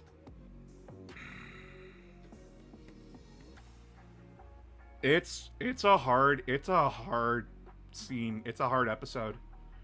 Yeah. And Andor comes in to save the day with the TIE Avenger. And it is sick. It is fucking awesome. Cause like Bix, the girl in question who nearly gets fully assaulted. She kills her assaulter, by the way, like it's awesome. Fucking hammers his head in. The lieutenant and like kills the guy that like reported her in as well, like takes her AK-47, which by the way, balls on them for just having an AK-47 blaster. Yeah. Balls on them for having that. Not really, because like even if you go back to the original series, basically all the blasters in there are based or built on top of an existing firearm. Yep. So if anyone bitches at you for saying you like blasters design Vader, the chuds say, "Oh, it's not the blaster. It's supposed to be in Star Wars." I'll remember. Eat my ass. The MG42 and 34 were also the main machine guns for the Stormtrooper Corps. Yep. Just done up with a little bit of sci-fi-y. Yep. But They can go fuck themselves. yeah. So, like, to demonstrate how terrifying this thing is, like, we've seen it, like, tear through a forest. But, It's clear that Andor has Cassian has spent a little bit of time learning how to fly it. yeah, and, he blows up the truck with all the troopers in it. Like, he just straight up blows it. There's no mercy. His friends are in danger, no mercy. He just kills everyone in the TIE Fighter. And then, It also offers a different perspective about the TIE Fighter as well that I really like, because for most of the other series, when we see a TIE Fighter, it's not really a threat. It's just, oh, hey, there's a group of TIE Fighters over there. Let's take our X-Wings and go blow them up. It's no issue for us. We might lose one or two pilots, but they're going to lose everybody. But with the TIE Avenger, you see how terrifying it is to be a soldier on the ground having to fight it. It is horrifying. yeah, like, he melts, like, a squadron with just the fucking autocannons. And then doesn't even kill the last with, like, the rotary cannons. He just drops a mill on them. Like, a mill's worth of grain on them. And they suffocate. Yep. Like, straight up, you see, like, the ship. It highlights people who are alive and dead. And you just see those targets go offline. And then he just flies off. They're more realistically crushed to death. Yeah, it's... Because grain... You think like, oh, hey, grain. It's like what I can buy in the grocery store. Like a pound of it. Remember, silos hold thousands, if not tens of thousands of pounds. And these are future space silos, which hold even more. Yeah. So, like, these guys got fucked. They didn't have time to suffocate. They were crushed to death, which is worse. They did. And then I'd rather suffocate than be crushed to death. we get the horrible realization that while we cut away to Andor murdering everybody, they killed Brassus. They killed my boy. That made me so fucking sad. I actually got really upset. Because, like, there was just nothing we could do. He was dead. Big sad. Well, remember, as of right now, Mothma, Krennic, and Andor are the only people who show up in other series. So they're the only ones we know live. Yeah, it's very heavily implied that, like, over the next 2 arcs, the last 2 are gonna die. The last 2 that he has a connection to. Oh, no, they left B2 emo! They left B2... Ah, they left the cute droid! No! Wait, they left him behind? Yeah, remember? Remember? They didn't grab him. He wasn't on the ship. Oh, B2 emo is not with them. B2. How did you do that to B2? I love B2. Chat, this is like a kicked puppy of a droid. I love him. I would legitimately die for B2. He is, like, chat, he's a glitching, malfunctioning droid who just wants to hang out with Cassian. Yeah, he just wants to be with Cassian. That's it. He's If like he's an with old... Cassian, he's happy. He's an old dog. And it's so sweet. And he's so nice. But yeah, fucking... Remember, Brassus left him with the farmer's wife. That's right. And the plan was... He even plays with children, too. It's adorable. Brassus tells him, like, hey, we're gonna pop out for, like, a couple of days. She's gonna watch over you. Like, the farmer's wife's gonna watch over you. Don't stress it. Yeah, she knows, like, when you have to recharge and everything. Yeah, I remember that now. Yeah, and then they never picked him up. Oh. On the upside... Do the other two know? I don't know. No, because they weren't there for the know conversation. They didn't have the conversation. They didn't have time. Oh, yeah, so no one knows. No one knows. On the Everyone who knew is dead. On the upside, at least he's safe. At least he's safe. Okay, at least he's safe. Still, that broke my heart. But now he's gonna spend the rest of his life thinking Cassian abandoned him. No! Ah! Don't do that to my brain. God damn it. I love B2 Evo. I had to realize that. Now you have to realize No! Ah! I have this pain. Chat, to, like, tell you how adorable this thing is, it's got a glitch in its voice, and it's just like, Cassian. It has a fucking stutter. Yeah, it has a fucking stutter. It has a stutter. And, like, he's like an accordion, like, he moves up and down like an accordion. It's adorable. We made ourselves sad. Aww. T-Com and Boss being sad together. Clip it together, chat. Clip it together. God damn it. Sad moments with T-Com and Boss. Bonding over a fucking robot. That they both say they will die for. A robot in a fictional universe. Alright, but getting back to, like, the really... the statue. Oh, yeah, the statue. This is where, like, they're really starting to, like, tie in legends in the background, and... Yeah. They, like, the statue that Luthen brought for the criminal guy, it's a statue that was recovered. No, it was for the bride. Oh, it was for the bride. Yeah. It was for the bride and husband. It was his gift to them. Yeah. It's a statue from the, what are they called again? The old, I forget. It's the Chandrilan pantheon of gods, basically. I can't remember what they're called. Yeah, it was stolen from Chandrila, so Mon Mothma's people, 25,000 years ago, during the time when the Rakata, were in charge of the galaxy. Those dark side wielding cannibals. The Rakatan Infinite Empire. Yep. And in canon, they do go out the same way they did in Legends. Yep. So yeah, I was so happy about that name drop because I love the Rakatan. So one thing that I want to point out now that they're doing with canon is that they are bringing in tons of Legends stuff. They're just either making small, minute changes that, yes, do bug people like T-Com, or make me go, God, thank you for not making this stupidly complicated. Excuse me. So my opinion is,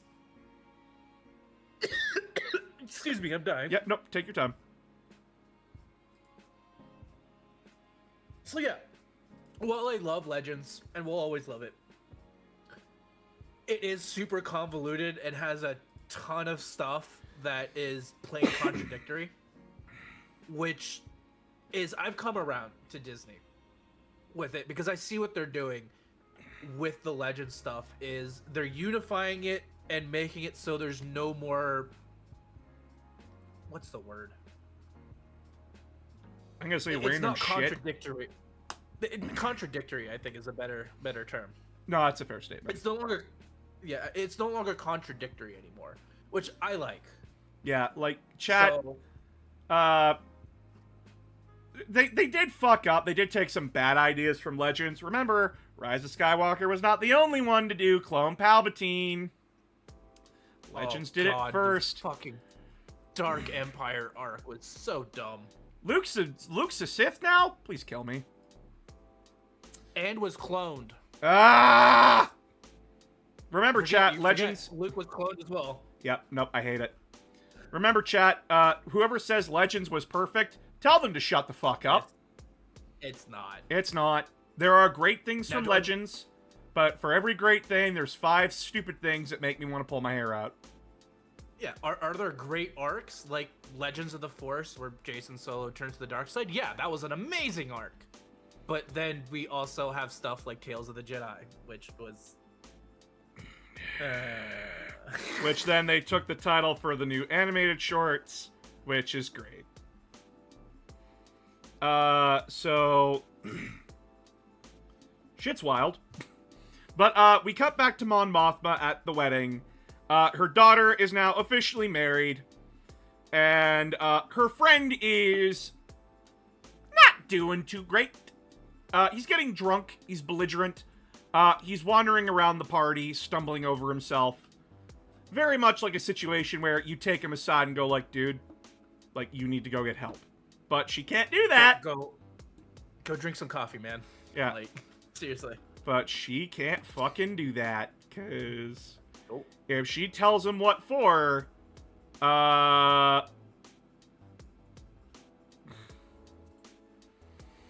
he's gonna sell her down the river. Which leads to one of my favorite scenes where she just lets go. Yeah, so the conversation, she finally gets to talk to Luthen, and Luthen's like, this is why I told you not to do that. And she's just like, I know, but what do we do? He looks at her and says, oh, Kill him. he doesn't say kill him, but he says like, Implies it. yeah, he implies it, and she goes, what do you mean? And he goes, how lucky of you to not understand what I'm saying. Yeah. Basically, he tells her flat to his... Sheltered child. Yeah, like, tells her flat to her face, like, we're killing him. I don't give a shit. You don't get a say in this. If you don't, I'm going to. Yeah. And she knows what he's saying. She's trying to play dumb. Because she doesn't want to believe that he just... Do it. Yeah, she doesn't want to do it. And she just... She doesn't know what to do. Because that's her best friend. Since childhood. And now he's gotta die. And so, what do you do when your life's falling apart? Your child hates you. You're in a loveless marriage with a piece of shit gambling addict who's also a drunk, who's partying with the people that make your life miserable because, and I quote, they're fun. And trying to run a rebellion that's seeing failure after failure after failure with very few victories. Get fucking turned. Yeah. She drinks. Oh yeah, she gets hammered. And I also want to point this out. I'm currently listening to Reign of the Empire, the first book in the soon-to-be trilogy, where it's like the first few weeks under Imperial rule, where it's Mon Mothma, Saw Gerrera, and Bail Organa as the main characters.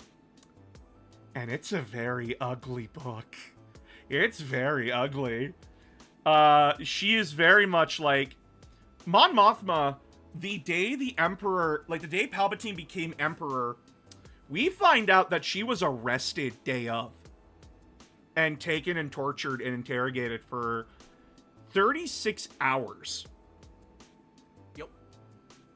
No lawyer, no nothing, because she was a part of the delegation of 2000, which was, hey, Palpatine, you might want to recede the power a little bit there, bud.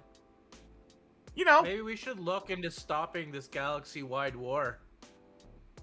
And she was arrested for that. No, she wasn't charged with anything. She was just arrested. And then tortured. That's how that starts. And from there on in, she is having to deal with Bail being a wide-eyed, naive idiot who's basically like, no, I want to prove that the Jedi were innocent and that Palpatine is full of shit. Where she's going like, dude, I need you to get your fucking head back in the game because no one cares. No one gives a shit that our friends are dead. They all applauded it openly. They don't care, Bail. Like, she's being the Luthen to Bail Organa. And then there's Saw Gerrera. Which, she's great at politics, just not with understanding the consequences of what her choices do to, like, people like Andor. Yeah, it's rough. And after, and like... That's what Andor is her realizing this. Yeah, and... oh, shit. My actions actually have consequences for other people. Yeah, and, like, reading the book, like, listening to the book as I work, and then seeing that reaction from Mothma at the end of episode 3, where she's just getting turned the fuck up. No, I get it. I get it, girl. Yeah. Party on. Your life's falling apart. And now imagine trying to balance that for 20 fucking years. It is so fucking wonderful. Like, it's cathartic. No wonder why she's having a mental breakdown, because she's been trying to balance this shit for 20 years. And now she's basically told to her face, yeah, no, you can't balance it anymore. You need to give one way or the other. Yeah. Either you back out now and stop bitching, or, you're fully dedicated to the cause. And there's no in between. Seeing how it plays out, she's fully dedicated by that point. Yep. And the die has been cast. There is one thing that I'm waiting for, and they have confirmed that it's going to happen in the show, is Mon Mothma's speech to the galaxy. I cannot fucking wait for that. And again, the actress. Oh, good. Who's her actress again? Mon Mothma actress. Genevieve O'Reilly. Genevieve O'Reilly. They could not have casted a better person for Mon Mothma. Genuinely. Genuinely. She gives off, like, she is so good at giving off, like, this, I'm strong when I need to look strong, but you can tell that the weight of the world is making her shake to the point of, like, I'm gonna throw up, but, I can't. I need to keep this facade going. Hey, everybody! And so, for those that don't know, Mon Mothma is seen in the Star Wars universe as, essentially the founder of the rebellion. Or if, like, one of the major ones.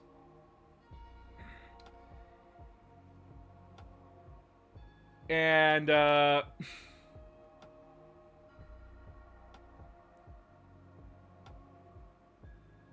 there is the point where she is declared a criminal, where she is declared a traitor to the Empire, And it is going to be because of an event that we know is going to happen.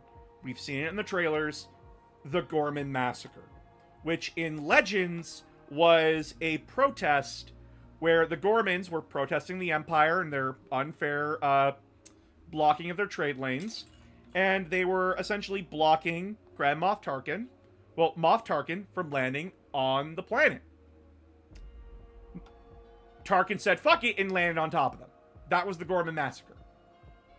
Yep. And instead of being reprimanded for murdering civilians, he was promoted to Grand Moff for that.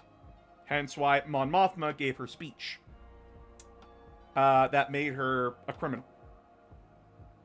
Now, the Gorman Massacre is not going to be that cut and dry anymore. We don't know what's going to happen. It's very heavily hinted that Cassian might be the one to start it. But we'll have to see, and I think that's going to be in either Arc 3 or Arc 4. But, So, are we getting to theory territory now? we'll get into theory territory in a second. Okay. The speech that she gives says, I name the Emperor himself for ordering the brutal attacks on the people of Gorman. Their peaceful world is one of countless systems helpless against his oppressive rule. This massacre is proof that our self-appointed Emperor is little more than a lying executioner imposing his tyranny under the pretense of security. We cannot allow his evil to stand.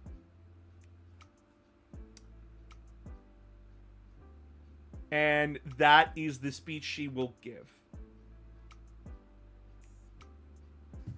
They're gonna make it longer.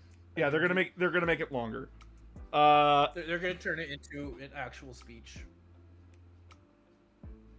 Yeah, and I cannot wait for all of that emotion that she's been building up from season 1 and arc 1 here to that moment. I am so fucking excited. Oh my god. I have to say, honestly, I am very surprised they haven't done this before in Rebels. The speech. Yeah, no, like we get a fragment of the speech. Yeah, but like the full speech, because it's such a pivotal moment for the universe. Oh yeah. I'm very excited. And we've only gotten a small section of her speech. That's it. But we're getting it now, and I'm just I'm so excited. All right, but theory crafting. I'm not a big fan of theory crafting, but I do kind of see where everything's lying down, so I'm more comfortable with predictions here. So, yeah, with my theory crafting, it's basically like how the massacre is gonna play out. Yeah. Is Andor's definitely gonna be there. He's too big of a character not to. Yeah. I don't think he's gonna be the one to start it though. I think more than likely he's gonna show up because the rebels want to know what's going on. Because rumors are getting out about the forced deportation or whatever ends up happening, and he goes there. They start a protest. I don't think it's gonna be someone as I don't think it's gonna be Tarkin or someone like him landing on them. That doesn't fit the vibe. No, we see stormtroopers shooting people. We see. Yeah. It's probably gonna be very similar to the riot in the first season, where people are gonna start protesting. Stormtroopers and Imperial Army are gonna show up, and it's just gonna escalate from there until someone throws a rock or something, and then all bets are off. A lot of people are gonna die. I think it is gonna be Cassian who starts it, and the reason being is that from the trailers that we saw, is that he was set up with a sniper rifle in a place that looked very similar to Gorman. The architecture is the same, all that kind of stuff. And there's a line in Rogue One, I can't have done all these horrible things. Okay. Yeah. For nothing. Yeah, I can see it. Him shooting a stormtrooper or one of the leaders of the protest. Yeah. And no, I'm going solely off of that. I do believe that Cassian does start the Gorman Massacre.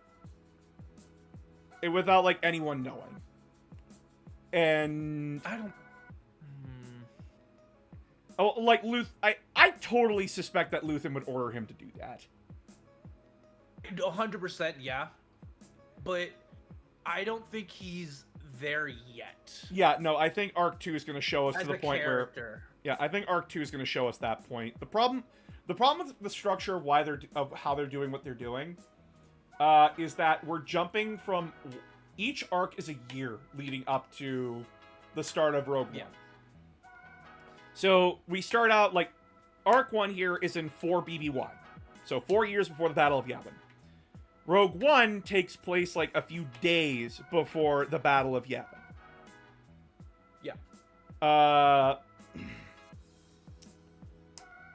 Where the last arc will be 1 year before the Battle of Yavin. Which is, like, set when, Thrawn is taken out of the battle, like, taken out of the Empire by Ezra Bridger. What else happens? A lot happens in that small span of time.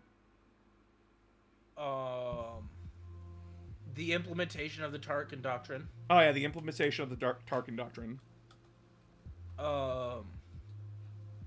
Because that was the reason why they were testing the Death Stars, because it was about to go into effect. And they wanted a super weapon to be the main thing for it.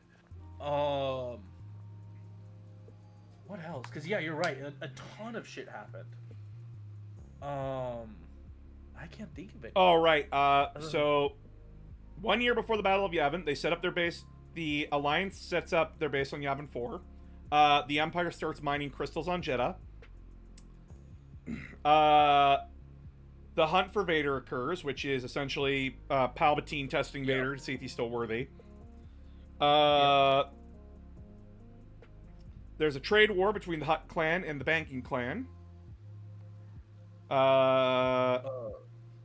Vader tries to resurrect Padme. I know the CSA are getting uppity around this time. Yep. Because the Empire is putting tariffs on them. The Mandalorian Rebellion is in full swing. And then the events of Rogue One. Though I want Fen Shisa to come back. He's such a good character in Legends. Fen Shisa? Yeah, so after... what was the name of the clone that was the Mandalore? But yeah, so after Jango dies, a Null class arc pretends to be like his son or something. Gets voted to become Mandalore. He is killed during the initial Imperial invasion, and then Fen Shisa becomes Mandalore and leads his own rebel group of Mandalorians in a rebellion that lasts again 20 years against the Imperial occupiers. It's one of the reasons why Legends canon and the Disney canon with Duchess Satine are incompatible. Yeah. But yeah, no, Fen Shisa, a really great character. Almost marries Leia, actually. Oh shit. Wait, was that the courtship of Princess Leia? No, that was with a different person, an alien. I can't remember the species of alien, but he was like a prince or something. But no, this was right before the first Death Star, when the Rebel Alliance was looking for allies. She was sent as a representative. Ah, okay. Yeah, but yeah, and Boba Fett ends up killing him. Understandable. Because, well, no, actually, Boba Fett and him were fighting against a group of Imperial stormtroopers, and their position was about to get overrun. And Shisa turns to Fett, is like, "Hey, I don't want to die to a bunch of stormtroopers." And yeah. So and he caves his skull in, actually, because that's how you want to go out. hey, friend, person I've known I've known your father, and I've known you since you were born. Can you kill me? Yeah, sure. You fine with me caving your skull in? No, I want you to like stab me or shoot me in the head. Well, too late. It's already happening. But yeah, so Andor gets new episodes every Tuesday, I believe now. For the next for the next 4 weeks. 12 episodes in all. Or 15, I don't remember. It's not gonna be enough for me because I know as soon as the season's over, I'm gonna be like, I want more. Yeah, no, I want. So I watched Star Wars Explains review of the episodes. Very good Star Wars channel, by the way. He said, though I love like the goofier parts of Star Wars, I do like the goofier stories and everything. This is also a part of Star Wars that I love. This very down-to-earth, gritty Star Wars. Listen, guys, I like Yaddle Poof as much as the next guy. But, like, there are times where I want stories of the Jedi and Sith. There are other times where I want stories of people just living their fucking lives in the galaxy of Star Wars. Yeah. I just want to watch a dude struggle to survive and have moral quandaries with himself about if what he's doing is right. Yeah. As he's slowly doing more and more and giving more and more of himself to the rebellion. Yeah, I want... The next Tales of Star Wars, by the way, is Tales of the Underworld, which will focus on Cad Bane and Asajj Ventress. And I hope the next Tales series that they do is like Tales of the Rebellion. Where it's like two people, a Imperial like who goes to join the rebellion and a regular person who joins the rebellion. Wait. No, I want that to happen. I hate to interrupt you, but this comment needs to be read. Chakra, I'll have you know that I don't play Fortnite. I'm pretty sure Boss doesn't either. Nope. But they're adding Darth Jar Jar to Fortnite? I'm not. Guys, I'm not mad about this. I'm not mad about it either. I don't care about Fortnite. It's not saying that it's a bad game. I think like how popular it is great, but at the same time, I'm also holding it. I see it as like a major problem within the gaming industry, and that its success has done a lot more harm than good. How many games have you seen did you see with season pass before Fortnite? Exactly.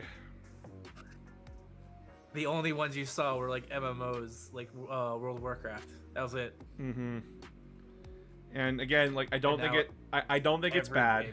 Has one. I don't think it's a bad game. But like it's done a lot, but it's also done a whole lot of harm. Yeah, I'm gonna point it out, like I've said it before and I'll say it again, Fortnite is our Ready Player One and I hate it.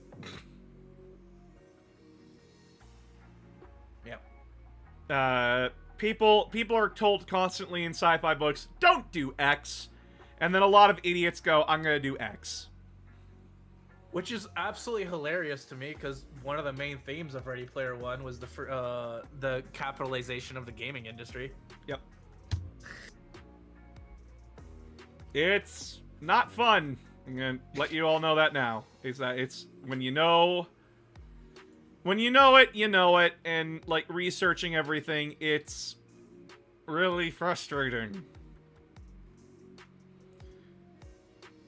I don't even think Ready Player One is good. I don't think the movie's good. A lot of fan service. The book is good. The book is good, but the movie itself is not. And I'm going to tell you Also, all why. The book and the movie, very different. Yeah, book and movie are very different. Just to let you all know that everyone who says the movie is good, every time I've asked them, it's because you see your fucking childhood in there. And I'm like, nostalgia does not make something good. I don't give a shit if you saw Gundam for 5 seconds. If it's not worth getting to it, I don't fucking care. Oh, but what about the giant fight with Mechagodzilla at the end? I don't care. It is... The movie goes from being like this... The book, like, again, it's an adaptation. Adaptations are going to do things differently than the source material. I am fully aware of that. But they changed the message of the book. they changed the message of the fucking book. And guys, and that's the thing, like, I care about when it comes to like adaptations of like books to movies or TV shows. I don't care as long as it's like stays on theme and on message. yeah, and it didn't. And it did not. Come on, guys, we can beat the evil corporations if we're nice about it. Shut the fuck up. But you get to see Optimum Prime! You get to see Master Chief! You get to see Spartans! And I'm like, I really don't fucking care. It's fan service with no substance. Ultraman, though. You like Ultraman. I know who he is. I respect his history. I have not watched anything with him in it. And that's probably gonna get me, like, murdered by most, like, older nerds. Will's gonna murder you. Oh, he probably is. I'm no more about, like, Power Rangers, and even then, like, most Sentai fans will call me a heretic for that. How dare you know more about Power Rangers? Oh, how dare I only know this one thing that I've known throughout my entire life? How dare I know something that was super popular in America and not know about something that really never took off in America? How dare I? Yeah, like, guys, never really was popular in America. Like, friends, I want everyone to understand that, like, if you enjoy something, do not take my criticism as me saying that thing is bad, or that, like, I'm dashing your hopes and dreams. If you like something, you like it, and I will never take that away from you. I'm explaining my problems with it. And why I don't want to watch it again. It's the same reason why I won't watch The Good Guy, which is the Ryan Reynolds movie where he's a fucking avatar. I think it's not a good movie. He's an AI, actually. Yeah, he's an AI, but I genuinely think it's not a good movie. It's all right. It's boring as shit. And again, can we get a movie about gaming? Also... Can we get a movie about gaming where, like, gaming is fucking not gonna make me want to kill myself? Genuinely?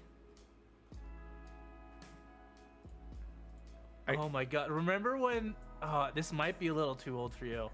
But when the Nintendo Power Glove was showing up in every fucking movie and TV show. No, I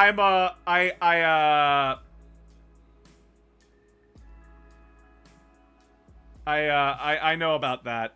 Thanks, AVGN. It was in everything. It was everywhere. You couldn't get away from E.T., The Wizard, what else? I forgot about The Wizard! The Wizard! God, that's such a shit movie! And all it was to promote Nintendo products and to stealth reveal Super Mario Brothers 3. Yep. It's the only reason that movie exists. Cheap ass fucking movie. How much did The Wizard cost? How much did it make? I can't imagine it made its money back. 6 million USD. It made 14.3 million. What? It cost 6 million to make. It made 14.3. They made... Well, so yeah, they probably made about 5 million profit. Add on paying everyone out. Yep. because remember, you have to pay the actors, you have to pay the unions, you have to pay everyone who worked on it. Yep. And you have to pay licensing fees for all the music used in it. You have to you share all your revenue with the theaters. Yep. All the marketing. Yeah, they probably made about 5 million. Yep. Which in speaking movies, $5 million, you might as well have made nothing. It's yeah, no, that movie was trash. I am God. surprised it made that much. It's a bad movie, but come on, guys, Lucas. I love the Power Glove. It's so bad. If any of you guys want like a bad movie to just make fun of, like have a B movie night, The Wizard. You can't go wrong with The great Wizard. for that kind of stuff. Like the plot is like genuinely sweet. He's going to like, yeah, he's going to like win a tournament or something for his dad or something. No, like they're trying to get to like a special place where like the kids, like the two brothers' mother, like always took them for summer vacation, so that way they could leave like a capsule or something, and they use the game tournament to win money to get there. And it's a typical cheesy 90s movie. Yeah, it's a 90s road trip movie. Pixel was a fun gaming movie. No, it wasn't. No. It's an Adam Sandler. Chakra, but no, like that's the one. I'm not gonna talk shit about Adam Sandler because he does have really good movies. I'm gonna talk shit on this one. It is a Pixel genuinely is not bad one of those movies. It is genuinely a bad movie and wastes its fucking premise. Also, I just want to say, the nerd fucks Cubert in the end. I don't fucking care if you turn him into a hot blonde. He fucks Cubert. He fucks Cubert. You know, the weird orange circle with legs and a tube for a mouth. Calm down, nostalgia critic. I can't get that out of my head, and that fucks with me every day. He put it there, and it's just sitting there now. It's just sitting there now, and you have to live with it too. And that's not funny to me. That's horrific. How dare you fuck Cubert? Probably bestiality, at the least. How dare you fuck Cubert? It's illegal. And then show me how it's illegal. And then you show me that he had offspring. He had kids. I want to die, chat. It is a bad movie. For the love of God, is it a bad movie? Again, if you enjoy it, what the fuck do you want me to say and do? I can't. You enjoy it. You enjoy it. If you I can't. I can't. Does Cubert not deserve love? Listen here, you fuck. I don't want it to be that way. No, he doesn't deserve love.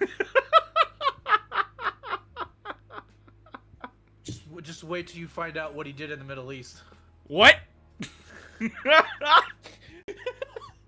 It's just because it looks pretty. I mean, the hallucinations I have during my fucking PTSD infused nightmares are pretty. Doesn't mean anyone who actually wants to watch them. I can't believe announcer is racist against Cuberts. That wasn't me who said that. What the fuck? No, I'm racist against Cuberts. I think. Listen. I think the show is racist against Cuberts. Because they had to change him. They changed him into a hot blonde. What's wrong with Cubert? Though that could be seen as being pro-trans. You know what? That's fair. Pixels is pro-trans. Okay. Not a good movie, but at least it's pro-trans. Yep. Can't take it back now. Can't take it back now. I'm fine with that. Right. I'm fine with that. Still racist against Cubert.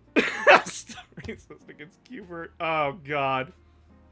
Clip it! I don't care that you're trans. I don't care that you're trans. I just care that you're non-human. Okay, Imperial, calm down. It's unnatural. The Rebel and the Imperial sitting in the fucking same room together. Sorry. But yeah, so genuinely, where was I going with this? like what you like. I like weird shit, and I'm probably gonna be judged for the shit I like. Yeah, chat, at like, some point. again, I'm the kind of guy who will sit here and whereas everyone else is screaming at me that Halo 4 is shit, I will defend that shit. Absolutely. I will defend the gameplay of Halo 5. I'm that kind of person. What is... have I ever had, like, a spicy take before? I keep getting called, like, pretty fucking middle of the road and vanilla. I feel like I don't have spicy opinions.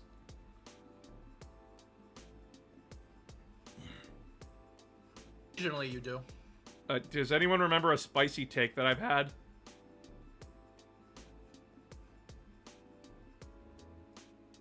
Ultramarines are the best Legion. Well, that's just my personal opinion.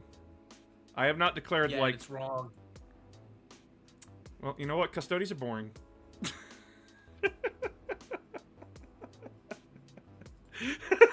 I'm an Iron Warriors player when it comes to heresy. Thank you very much. Yeah, we're both boring.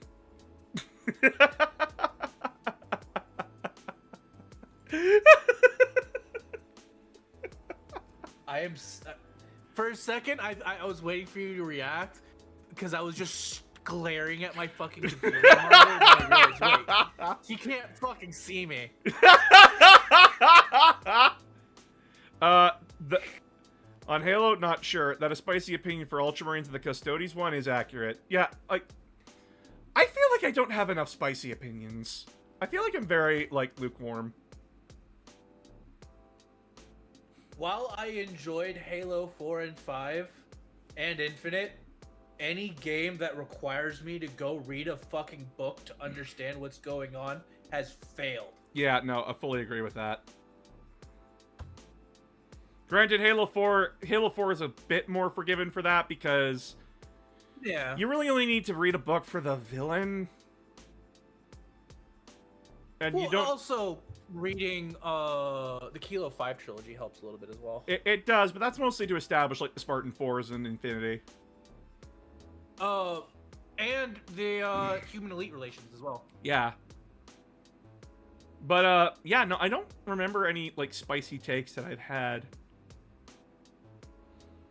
I think, like, my spiciest one is that I do not like the Siege of Rex. I think it's boring as shit.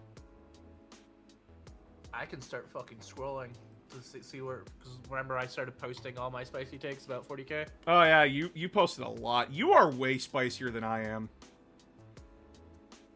Oh, I also, I asked Spee, like, hey, what are the chances of me getting you to play, Space Marine 2 now? They added in pink.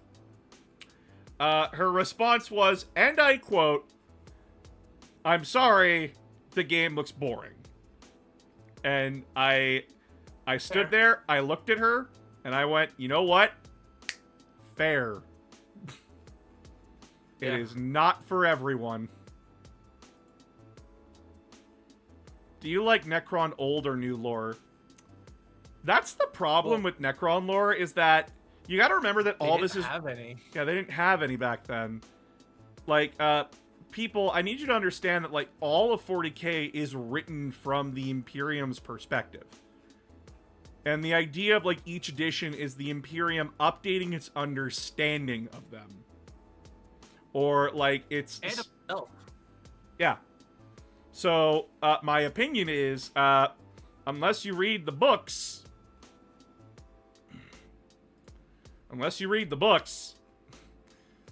the opinion on the Necrons is I like where they are now. I like their current lore.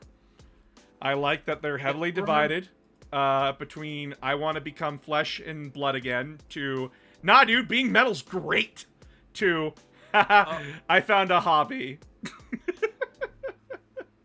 Will is probably going to correct me on this, but originally, as far as I remember, they weren't even their own faction. They were Chaos Androids. Yeah, they started as Chaos Androids, but then they became their own thing with the Slaughter at Sanctuary 101, which was Sisters of Battle versus Necrons, just to demonstrate the new Necron army. By the way, totally unfair battle. Like, it was 1,500 points of Sisters versus, like, 3,000 points of Necrons. It was not Yeah, an that- equal battle. It was just to demonstrate, yeah, no, this is how terrifying Necrons are.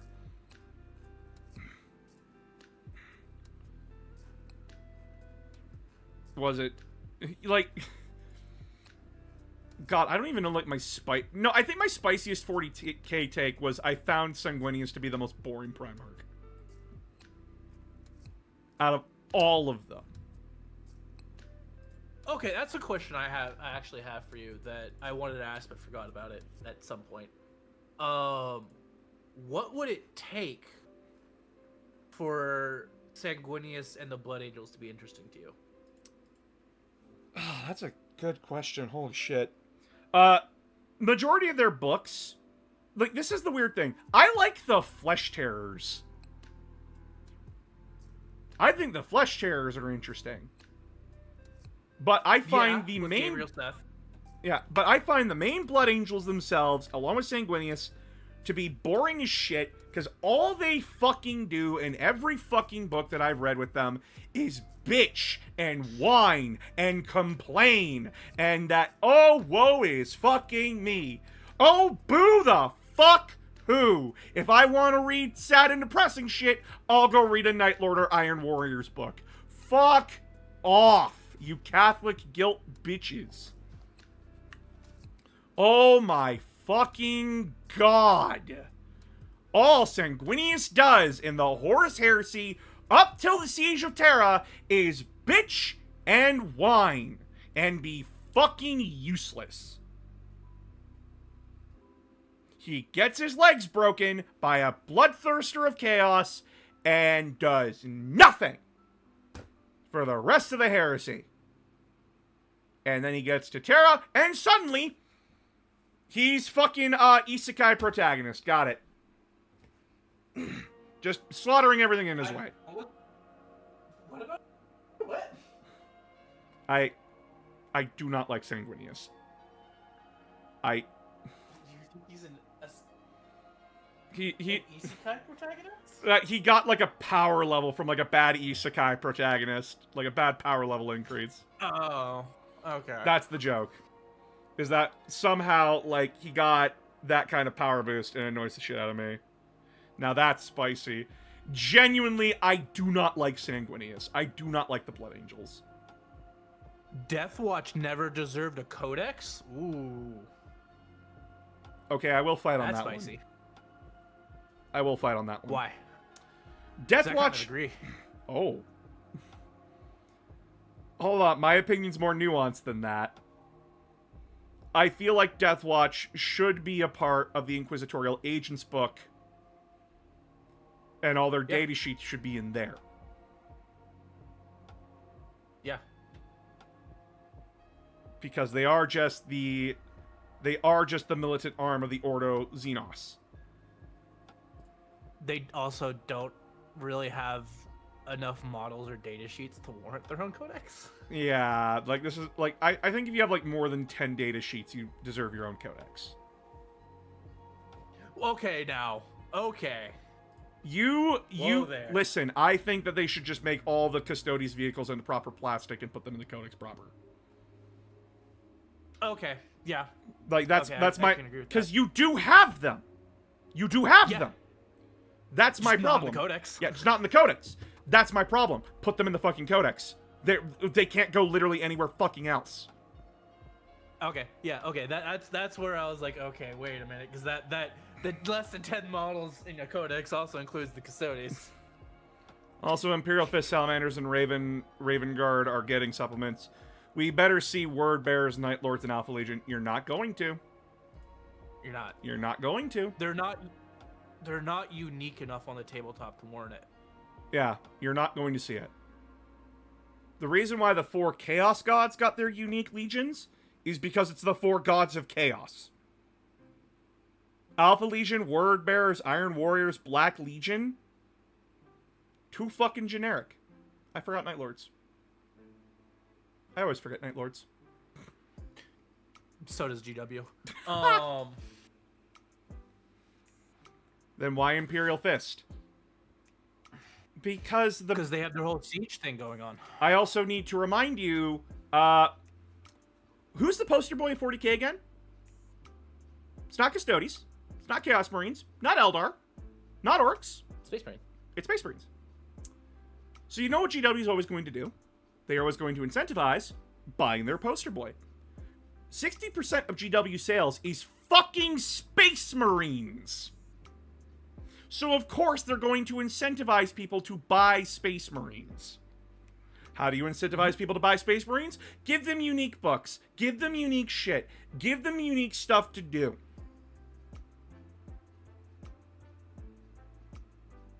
That is why they get books, and why we chaos worshipping scumfucks get fuck all. You want uniqueness? You want a unique chaos army? Play one of the God-aligned legions, you fence-sitting fuckwad. That is what GW just told you to your face. Yep. And yeah, Alpha Legion, they have their stealth stuff, but that doesn't really transition very well over to the tabletop. Deceptors is the closest you're same. gonna get. Same for Night Lords. Yep. Word Bears really like summoning demons, but we already have that. Yeah. And I want to remind everybody, and I'm going to end the stream here when I'm done talking about this. GW tried to do that in the past. They tried with Chaos. There were two books Iron that were Warriors released. used to have their own supplement. Yeah. They released the Traitor Legion supplement book along with Traitor Legion supplement Black Legion and Renegade Chapters Crimson Slaughter. They tried. Those books failed. Financially No and one bought them. spectacularly. Yeah, no one bought them. No one bought them. I don't even think I played against a player who used the rule set. Like, chat, the only reason I know about the Crimson Slaughter is because I own the fucking book. I owned the fucking book. I played them. They were fun. They had, like, special ghost rules and everything. It was fun. I know about the Crimson Slaughter because I like going on Lexicon and deep dives for fun. Yep. But it took like 2 hours to find, by the way. they're They're buried. not easy. Nope. Yeah. And remember, Crimson Slaughter were the fucking poster boy faction for 6th and 7th edition. They are responsible for the Dark Angels losing their 4th company captain. And now they're never brought up again. Yeah, they played huge roles in 6th and 7th edition in terms of story and just Now when you gone. see the generic Chaos Lord model, the guy with the plasma pistol and sword, that's supposed to be Cranon. That's supposed to be their leader. And now he's just generic. And I saw him in a fight for Vigilus. I saw him in artwork for that. Yep. He's wearing Black Legion colors, and it's not Cranon. It's just generic Chaos Lord now. They have wiped the Crimson Slaughter from the face of the earth. The last time they were relevant was 8th edition, where they got a pretty shitty rule. Guys, back in 8th edition, you were either playing the Purge or you were playing Flawless Host. Because, goddamn, Chaos Space Marines suffered until 9th edition. The Red Corsairs. When have they been relevant? When the fuck have the Red Corsairs been relevant outside of Gathering Storm?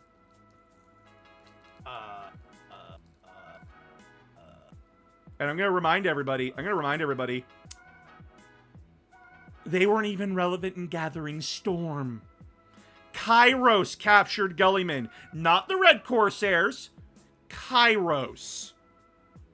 The Red Corsairs were just holding Gullyman and his forces hostage for Kairos, and then only got out because Scarbrand needed to move the plot along.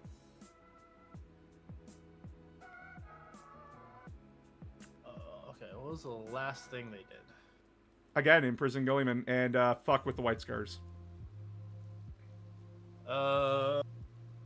Unknown date M42. Thousands of Tyranid bioships scattered by the devastation of Ball arrive in the Maelstrom Zone. Huron is forced to divert significant Red Corsair forces to deal with them.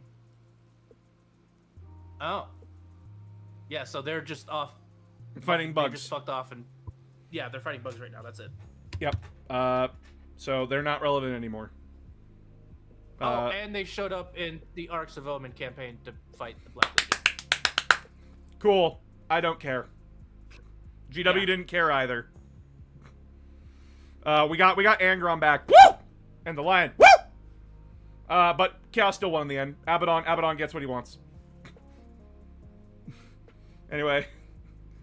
Yeah, and remember, the Red Corsairs used to be like... GW used to push them hard. Oh yeah, like they were And- set to be like replace the Black Legion if GW wanted to. Yeah, and now look at them. Again, same thing. Huron's model's not been updated in years, by the way. Yeah, they stopped selling, so they stopped doing shit with them. So yeah, thank you all for coming and watching our happy talk about the new stuff for 40k, Andor, and our happiest moments and our sadness over B2 emo. And then our insane fucking rants about 40k. Sorry for the rambling. Nah, you're good. You're good, mate. Don't stress about it. I mean, that's what we were doing for the past 3 hours. It's just rambling. Yeah. So remember, share everything around, share the stream, share my channel, everything. New video up this Saturday and Friday, I think at like either noon MST or 1 p.m. MST. We will be doing Repo with Lost in Spirals, Penken Arts, VR VT, hopefully. Coming soon Entertainment, and a few others. But until then, chat, I will bid you all adieu. Have a good night, sleep well, and remember, take care of those around you. Good night, everybody.